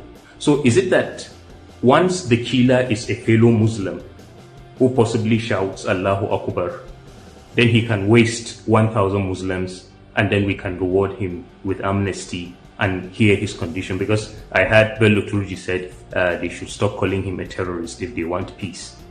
And he said all that rubbish and went back to wherever he is hiding, looking well fed and all of that. And all of the soldiers, all of the monarchs, all of the government functionaries were there, and I'm sure they took whatever conditions he gave them. So what exactly is happening? Which basically is a sharp contrast to the politicians in the Middle Belt.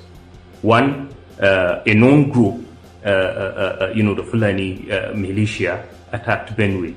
They killed hundreds and all of that. Unfortunately, the governor was speedy to holding brief on their behalf, saying it is not the Fulani, it is foreigners and all of that. And then on the plateau, despite the fact that some time back, over 150 people were killed just within a space of 1-2 weeks. And I watched with heartbreak how humiliatingly those people were buried. Not the local government chairman was there, No politician was there. The governor was not there. His representative was not there. This was how people soaked in blood with the same clothes, boxers, the wrappers they wore when they were killed. That was how they were thrown into a mass grave and buried. Nobody came to the Bongomjos palace to pay condolence. But then a group of travelers are going and they are lynched. And until now, you can't establish who exactly did it and for what purpose. Although arrests have been made, which is quite odd. I mean, you kill hundreds of people and nobody hears about the story of an arrest, and then travelers pass because they are from Zaria. An entourage has been sent to Zaria to pay homage, to them. What exactly is wrong with the political class of the Middle Belt? There was a certain kind of bondage our forefathers cut us off from. It would be unfortunate that at this day and age, we are the ones, as educated as we are, with all of the executive powers that the masses have entrusted in your hands, you are tracing us back to that. Human life is precious, and whoever is behind any attack should face the full weight of the law. But it would be unfortunate if our attitude towards these things shows cowardice. You will have to man up, you will have to brave up, and you will have to confront this evil. Not as people who are seeking the blessings of emirs, but people who love humanity. Bless you, man. So he's a Middle Belton, and his reaction is, very much valid. You see, when the terrorists slaughter hundreds, there's this palpable kind of like a silence, this graveyard silence that you want to call them out and say, starting up, Yokoto says something, or Emir of Kano. We don't even know which one we answer, because now if you say Emir of Kano, now 2% go stand up. But still, or governors, the Fulani governors, the ones who always call the Northern Governors Forum, as well as the Middle Belt the Middle Belt governors, who are more or less like a stooge, lily liver, spineless mofos in there that are quite comfortable playing second fiddle, right? So these Fulani oligarchs in northern Nigeria, you can't even imagine. So the younger ones from the Middle Belt are asking questions. Every life matter, and that's how it should be, right? So no one should be given this sacred kind of like a right to take any life like the Fulanis are doing or anybody elsewhere. But Nigeria has become so lawless that people have to resort to self-help, jungle justice, and so on to have satisfaction from what they think is an unjust act. And of course, your politicians are milking it as it is expected. Here is one guy who did, these vloggers, okay? So it did cover, people have said that Nigeria have a problem. You see, Nigeria has a problem of homelessness. And at the same time, looters, treasury looters, all these criminals, they have abandoned properties in the major cities of Nigeria. Some of them proceed of corruption, some of them proceed of crime, but somehow, these homes remained unoccupied from Lagos to Abuja to Port Harcourt and a few other places scattered across Nigeria. But this one did a particular one on this estate. But again, this one is believed to be owned by a Bao. You see that guy that is next to Dangote? Is also into oil. Is like Bao, Abin Abua Bao. What kind of watch this? Hi. Can you imagine? Up to now, this guy is not saying anything about these houses, this Boa estate. Up to now, all the houses are empty. Imagine, all these houses are still empty. Why most of our elders, they have one kind of stubbornness. Can you see all this house every year it increases prices. Every year, like last year, these houses are 700 million naira. But now, from January to this month, the houses are now 1 billion. For you to show that he's not even ready to sell these houses, it's showing that the houses are not for sale. How can you be pricing? How can you be giving price of 700 million last year? This year 1 billion. 300 million increment. For what? For what? Inside estate, buying a plot of land like this, because these houses are old houses now. These are old houses. Who can come and buy this house? 1 billion naira. It's too much money. Just oh God.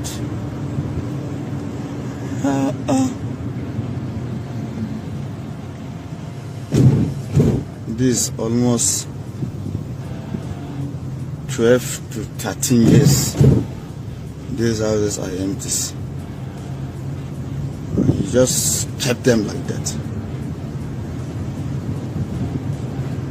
Can you imagine?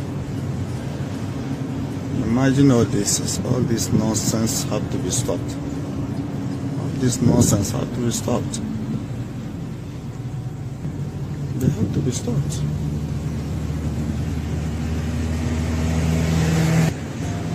It's very wrong. It's very wrong. Very, very wrong. So bro was like, man, look at all this stuff wasting away here. This could be occupied. You could put it, you can even put it up for like a council, make them like council houses. Civil servants and all them, just give it to them like, come and pay 10,000 naira every month. Council houses, and then you can run your water, you can run water and utility. It's called utility. So you pay utility bill. Your rent is 10,000 naira. Live in a mansion rather than it wasting away. But about me, I know be billionaire. I don't get too many houses, so I can't possibly advise them. But come on, man. There are others too in that same category. By criminal politician, but we can't fault that one, Right. Here is something, okay? I have just about 3 quick stuff to drop, and then we can go take calls. Or would you want me to just run it until I am out of steam? Don't worry, I'll check. But before then, this may not be good news. To those of you who patronizes the women of Easy Virtue in Ibadan, they have demolished. They have demolished your Ashewo household.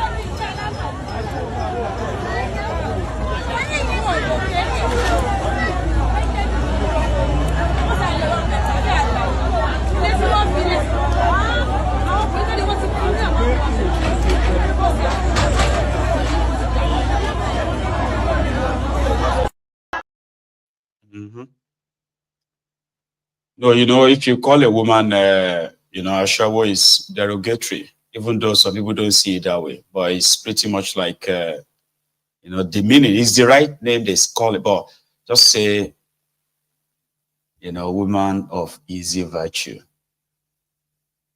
transactional women, and men too. Because without a buyer, a seller won't open shop.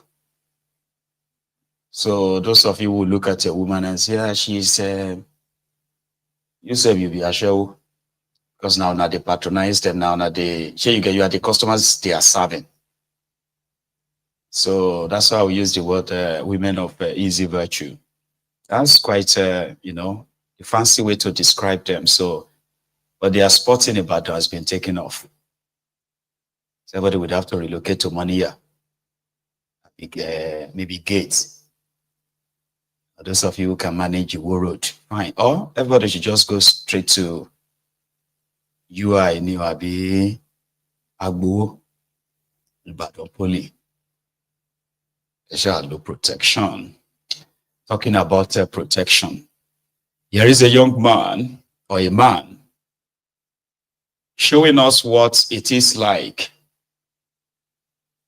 to encounter the Nigerian police and then have an idea of how they operate. You see, Nigerian policemen don't have that kind of intel thing. You see, when they do their stop and search on the road, they are just fishing. You know what's that? Just look out for what is going to stick. One experience with these, two experiences, by the way, with a man and then with a lady. And they, what do you call it? For the man, it was about class. For the woman, it is about cash. But guess what? Both. It's always about cash too. Watch this.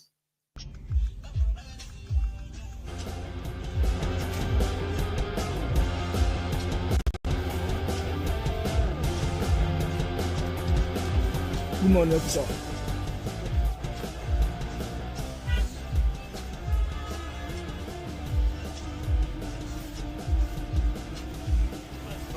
Alhamdulillah.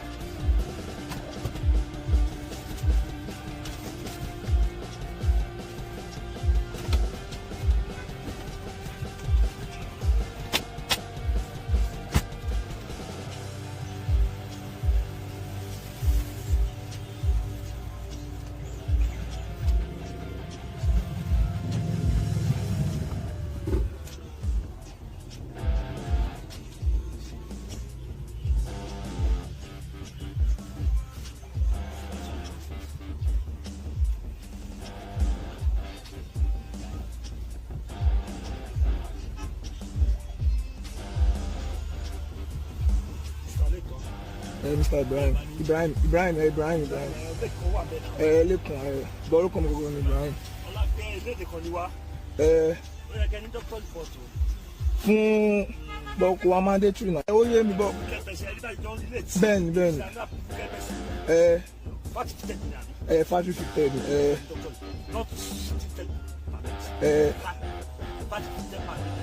Ẹni first person tẹ́ máa bèèrè lọ́rùn. Mo dẹ̀ máa. Doctor report fún ọ̀gbìn.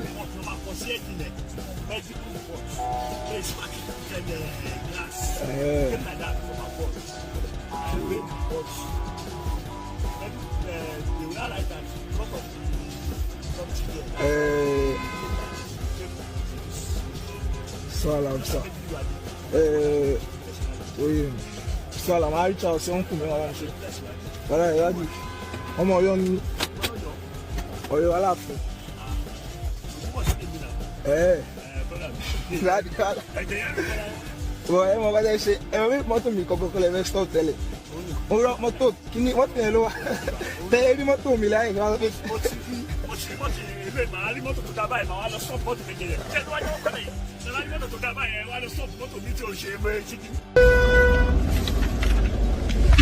me go blood test then you go your way.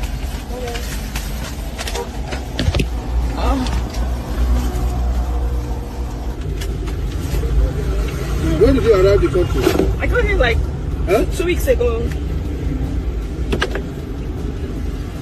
this your driver license? That's mine. Okay, driver license. Okay, you know what you do, hello? Do you have anybody who can do it for you? Do what?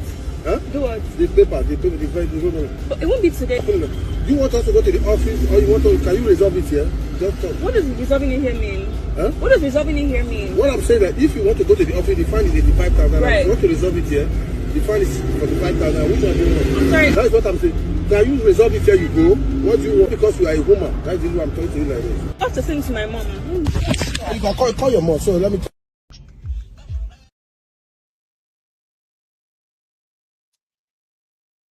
Two experiences, but very much similar from the same institution. Two individuals. We only saw Kokon. But here is my third one. Akeredolu is dead now. And I don't think he's been dead now for up to a year. Somehow, his own successor, his former deputy, who has now become the governor, has decided to demolish, in fact, no, he has demolished a supposed memorial. What do they call this thing again?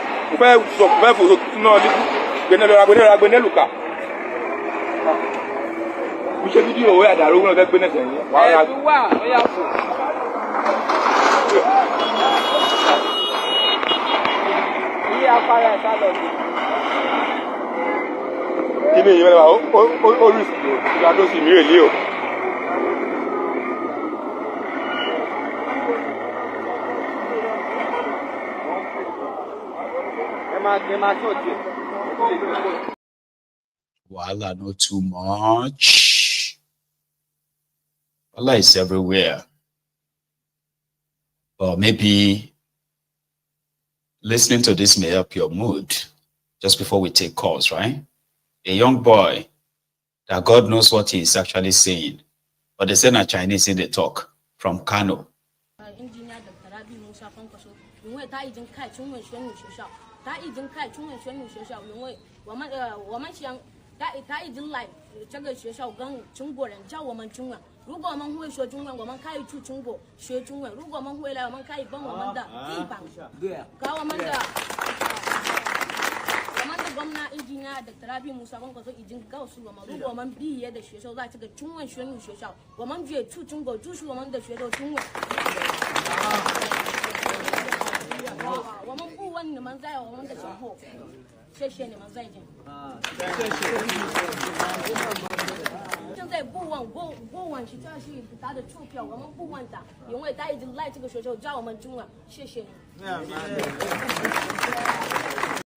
We are a poor nation. The ban coal will follow. They say firewood not full. They say we need to plant more trees. And they are not giving us money.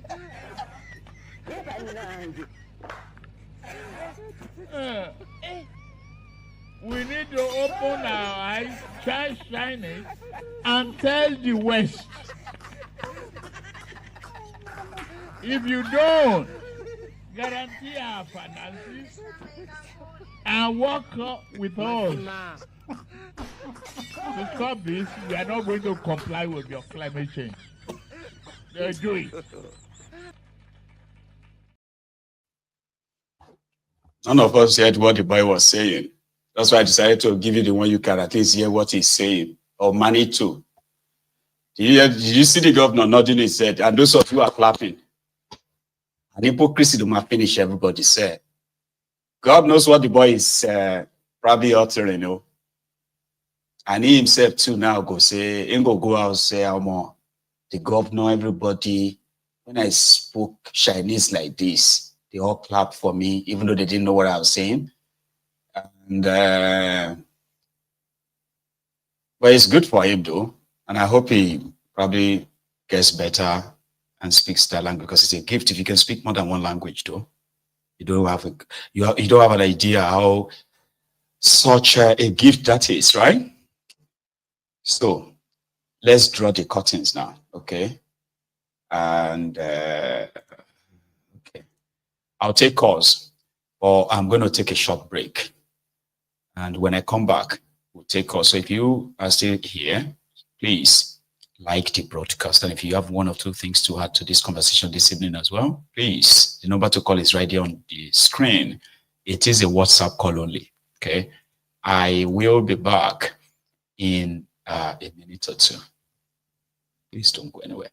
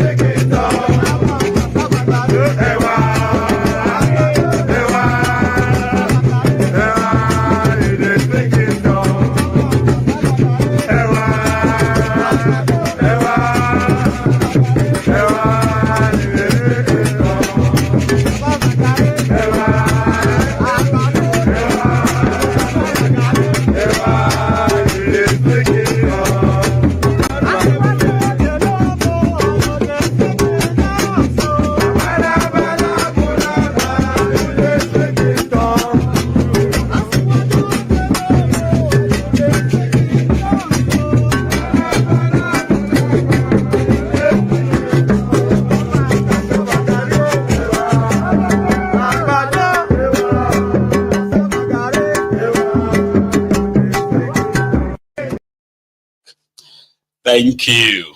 So a very quick and then a big shout out to the Templars who reached out to me, after my call for support yesterday, and to those who are still willing to, I am praying for you and thanking you in advance. So most of you want me to mention your name, but indeed I am grateful. So, but it is still pretty much far off, right, from where I intended to be. But yeah, for every penny so far, though. Thank you. I have a caller, the first caller this evening. Here. Hello. Oh, hello there. Hello. Hello there. How are you? It's been quite a while. It's been long time. Yeah, thank you so much. Thank you for everything you've been doing. Yeah, because I was so determined to call and get through today. Bless you. I appreciate. Thank you. You're my first I don't. So you probably have a lot to say, though, right? So let's start, please. Yeah, honestly, I don't know how you're doing all these things. You understand? But God will continue to give you the wisdom, and God will strengthen you. Thank you. Everything we're talking about Nigeria. We're talking about the everybody. I mean, all this stupid. Maybe you should call them the criminals, because it's easier for me that way. Oh, these criminals, exactly. They are criminals. Yeah, they are criminals. You can see what is going on crime. there. You see, people should understand something, ma'am, right? That when you call them criminals, it's not defamatory. Yeah, they are criminals in the sense that their actions actually affect lives, including the lives of children. And we are children, all of that. women, everybody. You know, like what happened in this Benue, how they slaughter people. I mean, all these children. Like what this man said, VDM said, he witnessed a child burned. And now he said it, right? People, and human flesh, right? Smelling in the place. Man, man, I have to commend that young man, very dark man, right? He's I always comment, forget it, honestly. Yeah, we should forget whatever you know you don't like. You don't like him for I don't know, you but don't have to what even like he's him. doing But right the fact that he's now, using you his don't have platform to bring such just awareness, now people what have he's no clue doing. about it, Let's man. yeah, let's just like credit him, like appreciate him for what he's been doing, and because I want to say something. Yep. The way they criticize you, there's some people, right, that they will talk about you like, oh, this man is so arrogant, the way he talks, his beliefs, he knows it all sort of things. They're doing that, right? The same thing they're doing for that guy, you understand?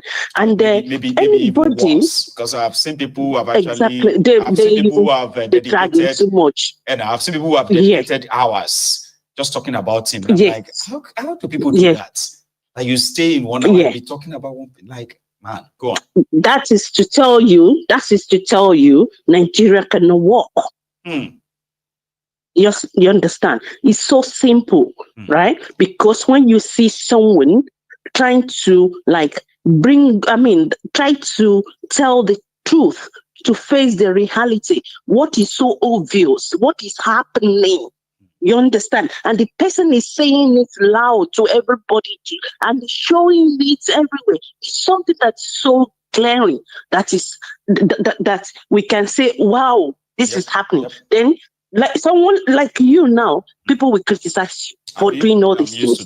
People are criticizing him for doing whatever he's doing. They now tell me, how do we solve the problem? Okay, now the what they said they brought in today, what you show, the trailer or caterpillar or whatever they brought all these things, right? Tractors, right now. They know the tractors, they know what is going on. The farmers cannot even go to their farm. So they can't go to their farms. And then you now brought tractors. Where will they use that tractors when they cannot go to the farm? Is it to get the tractors for them, or to solve the problem at hand? I believe they know all this. They do, right? They know that what is necessary for them to do is just to stop all these things, all this whatever, all this insecurity thing. Those people that are attacking all this, and it's not about farmer versus whatever Fulani or whatever. No, that is the problem. So I don't know why people are saying one Nigeria. Can't we just come together and fight these people and to insist like this is what is happening? I don't know why. And then my problem is all these people, well learned, we call them learned people. You understand? And they're spilling out rubbish. They're spilling out rubbish, nonsense. Tinubu, we already said it before he even got into the power. We said it on this platform. Yep. Like this man is going to do food for the boys. And now that is what he's doing. And now come and chop. And there was a time about a few days ago, or a week, probably more than a week, the president addressing them, and they say, "Don't worry, it's going to be like I don't know how you use it. It's going the more appointment coming." What does that mean? What does that mean? Is that not crazy? Don't worry, gratis. Don't worry, it will soon be your turn. More appointments are coming. The you that is not there yet, yes, you too. It's going to be your turn. You will chop too. Yeah, you will chop too. So what are we talking about? All these things, and we are watching. We believe anybody that is now saying the truth for us to cheer us up that this country doesn't have any big future. There's no hope there. Look at what they're doing to children. Like, I mean, any country that see the school. Is it not fun? Sometimes it's like you feel like so emotional. Like, look at the school. Look at what is happening in Abuja. Abuja is the capital, whatever. Nigeria. Abuja, Nigeria. See what is happening there. the students are outside. They're not going to, for the past weeks, months. 9 weeks. They are there. 2.5 So months. what do you expect? What does that one bring out? Do you expect any good, hope for these children? Do they really care about these children? What are we talking? What is going to be? How are we going to solve all these things? And they still now, and I want you to know this, my group and everybody, what they are doing now, like buying all these contractors. Imagine a whole president of Nigeria in 2025 going to open not tractors, balls. Oh, that one. Imagine Tinubu to go and commission all. My lady. This is so sick. This is so sick. Honestly, everything is wrong with Nigeria. Say? Nigeria is sick. And when you're looking at Tinubu, you have all the answer. I don't like looking at him or listening to him. I hate it. Okay. All right. So thank you so much. I like everybody. Yeah, thank you. God bless you. Because when you start talking about it, you will not stop. So let me leave it. I'm glad that you let that out of your mind, though, right? Because that's the reason why we have the phone calling segment, so everybody can come in and just come and do your own rounds, let it out.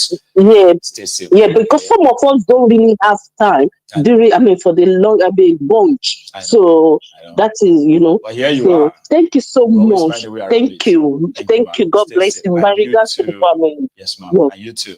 And to yours as well. So yeah, the line is still pretty much opened, and all you have to do is just punch the number in if you want to be part of the conversation. Okay, sorry, pardon me. I'm trying to make sure that the screen stays.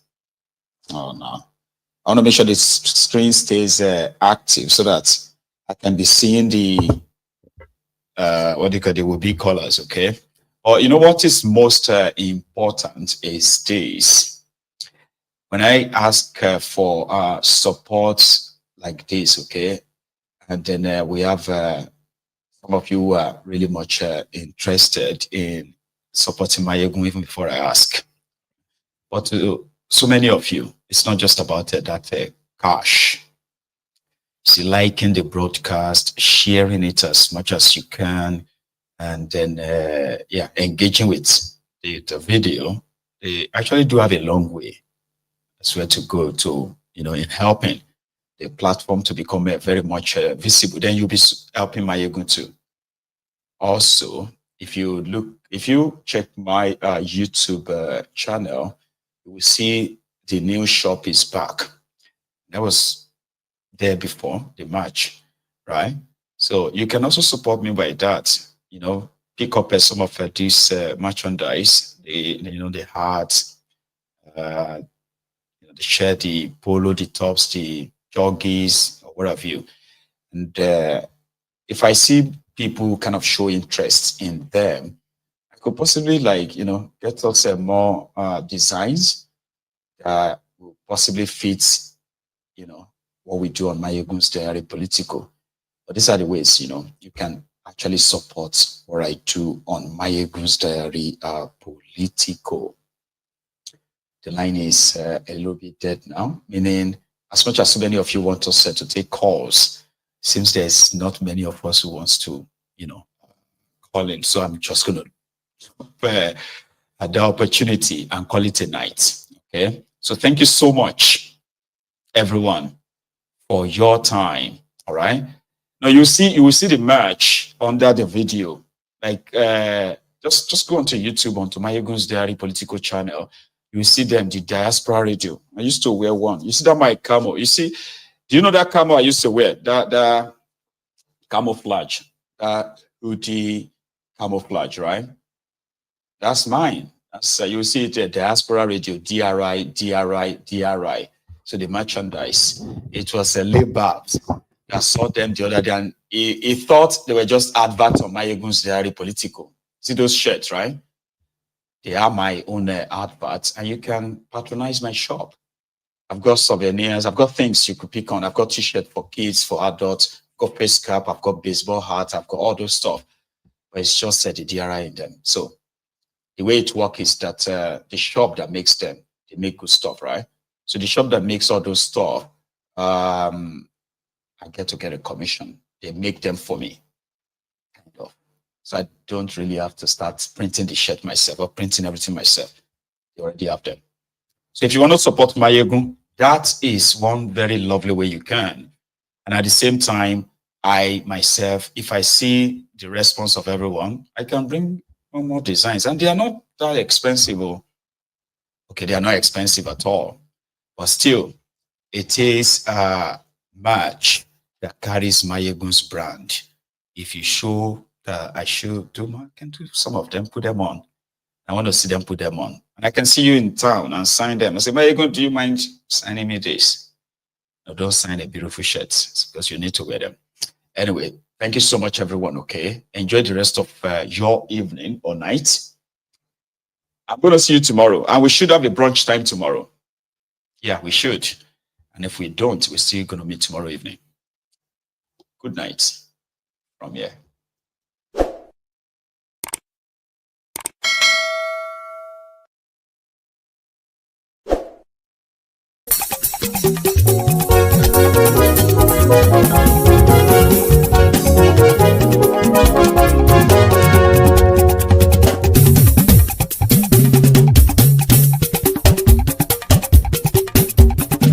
Mayegun làwa mọ̀ làmọ̀ tó dòdòdò.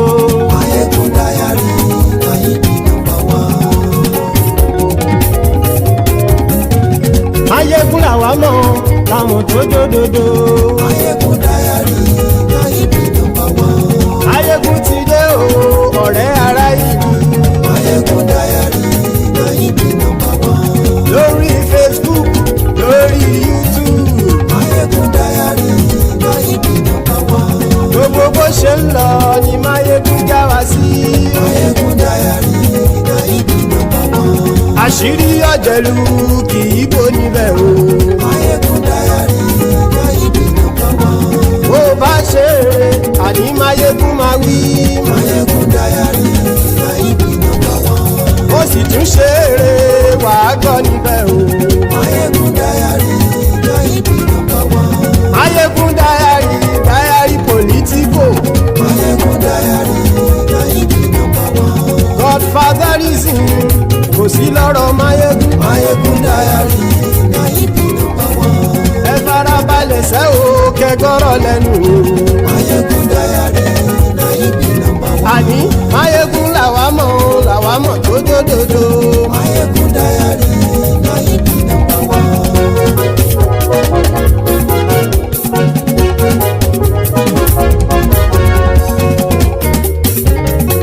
Àní ẹ̀sùn rákì. Mayegun ti dé. Mayegun ti dé. Ọ̀jẹ̀lú ẹ̀sùn rákì. Mayegun ti dé. Àní ẹ̀sùn rákì. Mayegun ti dé. Lórí Facebook. Mayegun ti dé. Àní ẹ̀sùn rákì. Mayegun ti dé. Lórí YouTube. Mayegun ti dé. Àní ẹ̀sùn rákì. Mayegun ti dé. Bọ́ bàbá gbé wúrẹ́. Mayegun máa wí. Àní ẹ̀sùn rákì. Mayegun ti dé. Ijó ìgbádìyẹ. Mayegun máa wí. Àní ẹ̀sùn rákì. Mayegun ti dé. Pẹ̀sìdó bá rúfin o. Mayegun máa wí. Àní ẹ̀sùn rákì. Mayegun ti dé. Kí gómìnà kówó jẹ. Mayegun máa wí. Àní ẹ̀sùn rákì. Mayegun ti dé. Ọlọ́pàá ti ń gba rìbá. Mayegun máa wí. Àní ẹ̀sùn rákì. Mayegun ti dé. Aṣòfin tí ń rúfin o. Mayegun máa wí. Àní ẹ̀sùn rákì. Mayegun ti dé. Òpùrọ́ olóṣèlú. Mayegun máa wí. Àní ẹ̀sùn rákì. Mayegun ti dé. Ọ̀jẹ̀lú ẹ̀sùn rákì. Mayegun ti dé. Àní ẹ̀sùn rákì. Mayegun ti dé.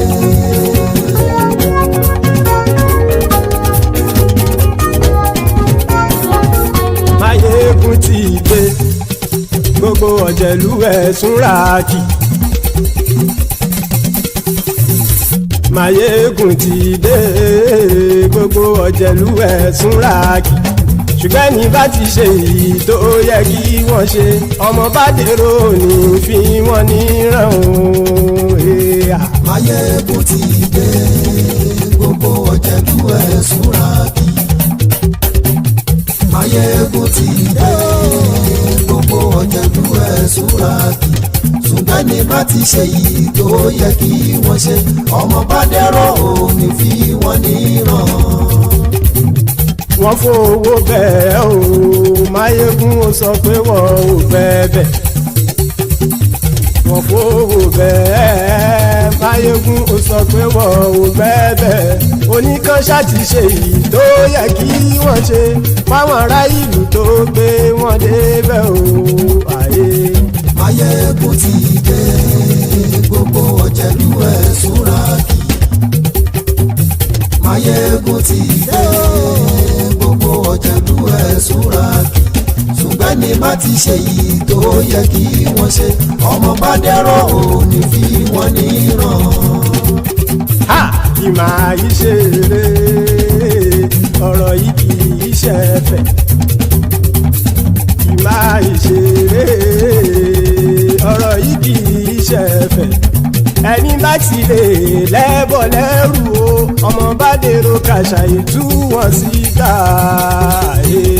Máyégún ti dé gbogbo ọ̀jẹ̀lú ẹ̀ súnra kí.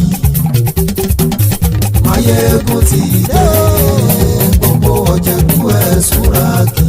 Ṣùgbọ́n ní bá ti ṣe yìí tó yẹ kí wọ́n ṣe ọmọ bá dẹ́rọ̀ ò ní fi wọ́n níran. Tẹnitẹni ọmọ Máyégún ọ̀rẹ́ ara ìlú mọ̀mọ́ ni mo fọlọ́hún ṣọ́ ẹ̀ bá kìlẹ́bù. Lóòótọ́ olódodo ìlú ọ̀tá ìlú mọ̀mọ́ ni ìwọ ṣá máa ń ṣọ́ra kò sì mọ́ bẹ̀rù. Bọ́tà ń lè rí bóníṣègùn lé káwọn mọ̀mọ́ fi ṣera wọn ni ó ti dẹrùn tí wọn ò gbọ́dọ̀ sì mọ́ bẹ̀. Èèpo ọ̀bọ lọmọ bá dérò tàjẹ́ ò gbọ́dọ̀ jẹ́ ó ti dọba lórí àbínú ẹni kò sì mọ́ bùyà. Àìsíwọ́lu ní ẹnìkẹ́ ìgbódì ẹyin lábàrá o ó kó ẹni tó bá dán o àkàmù. Máyégún ti dé gbogbo ọ̀jẹ̀lú ẹ̀ túnra kì. Máyégún ti dé gbogbo ọ̀jẹ̀lú ẹ̀ túnra kì o. Ẹni bá ti ṣe yìí tó yẹ kí wọ́n ṣe ọmọ bá dèrò òní fi wọ́n níran o. Máyégún ti dé gbogbo ọ̀jẹ̀lú ẹ̀ súnra kí. Máyégún ti dé gbogbo ọ̀jẹ̀lú ẹ̀ súnra kí. Ṣùgbọ́n ní bá ti ṣe yìí tó yẹ kí wọ́n ṣe ọmọ bá dẹ́rọ̀ ò ní fi wọ́n níran.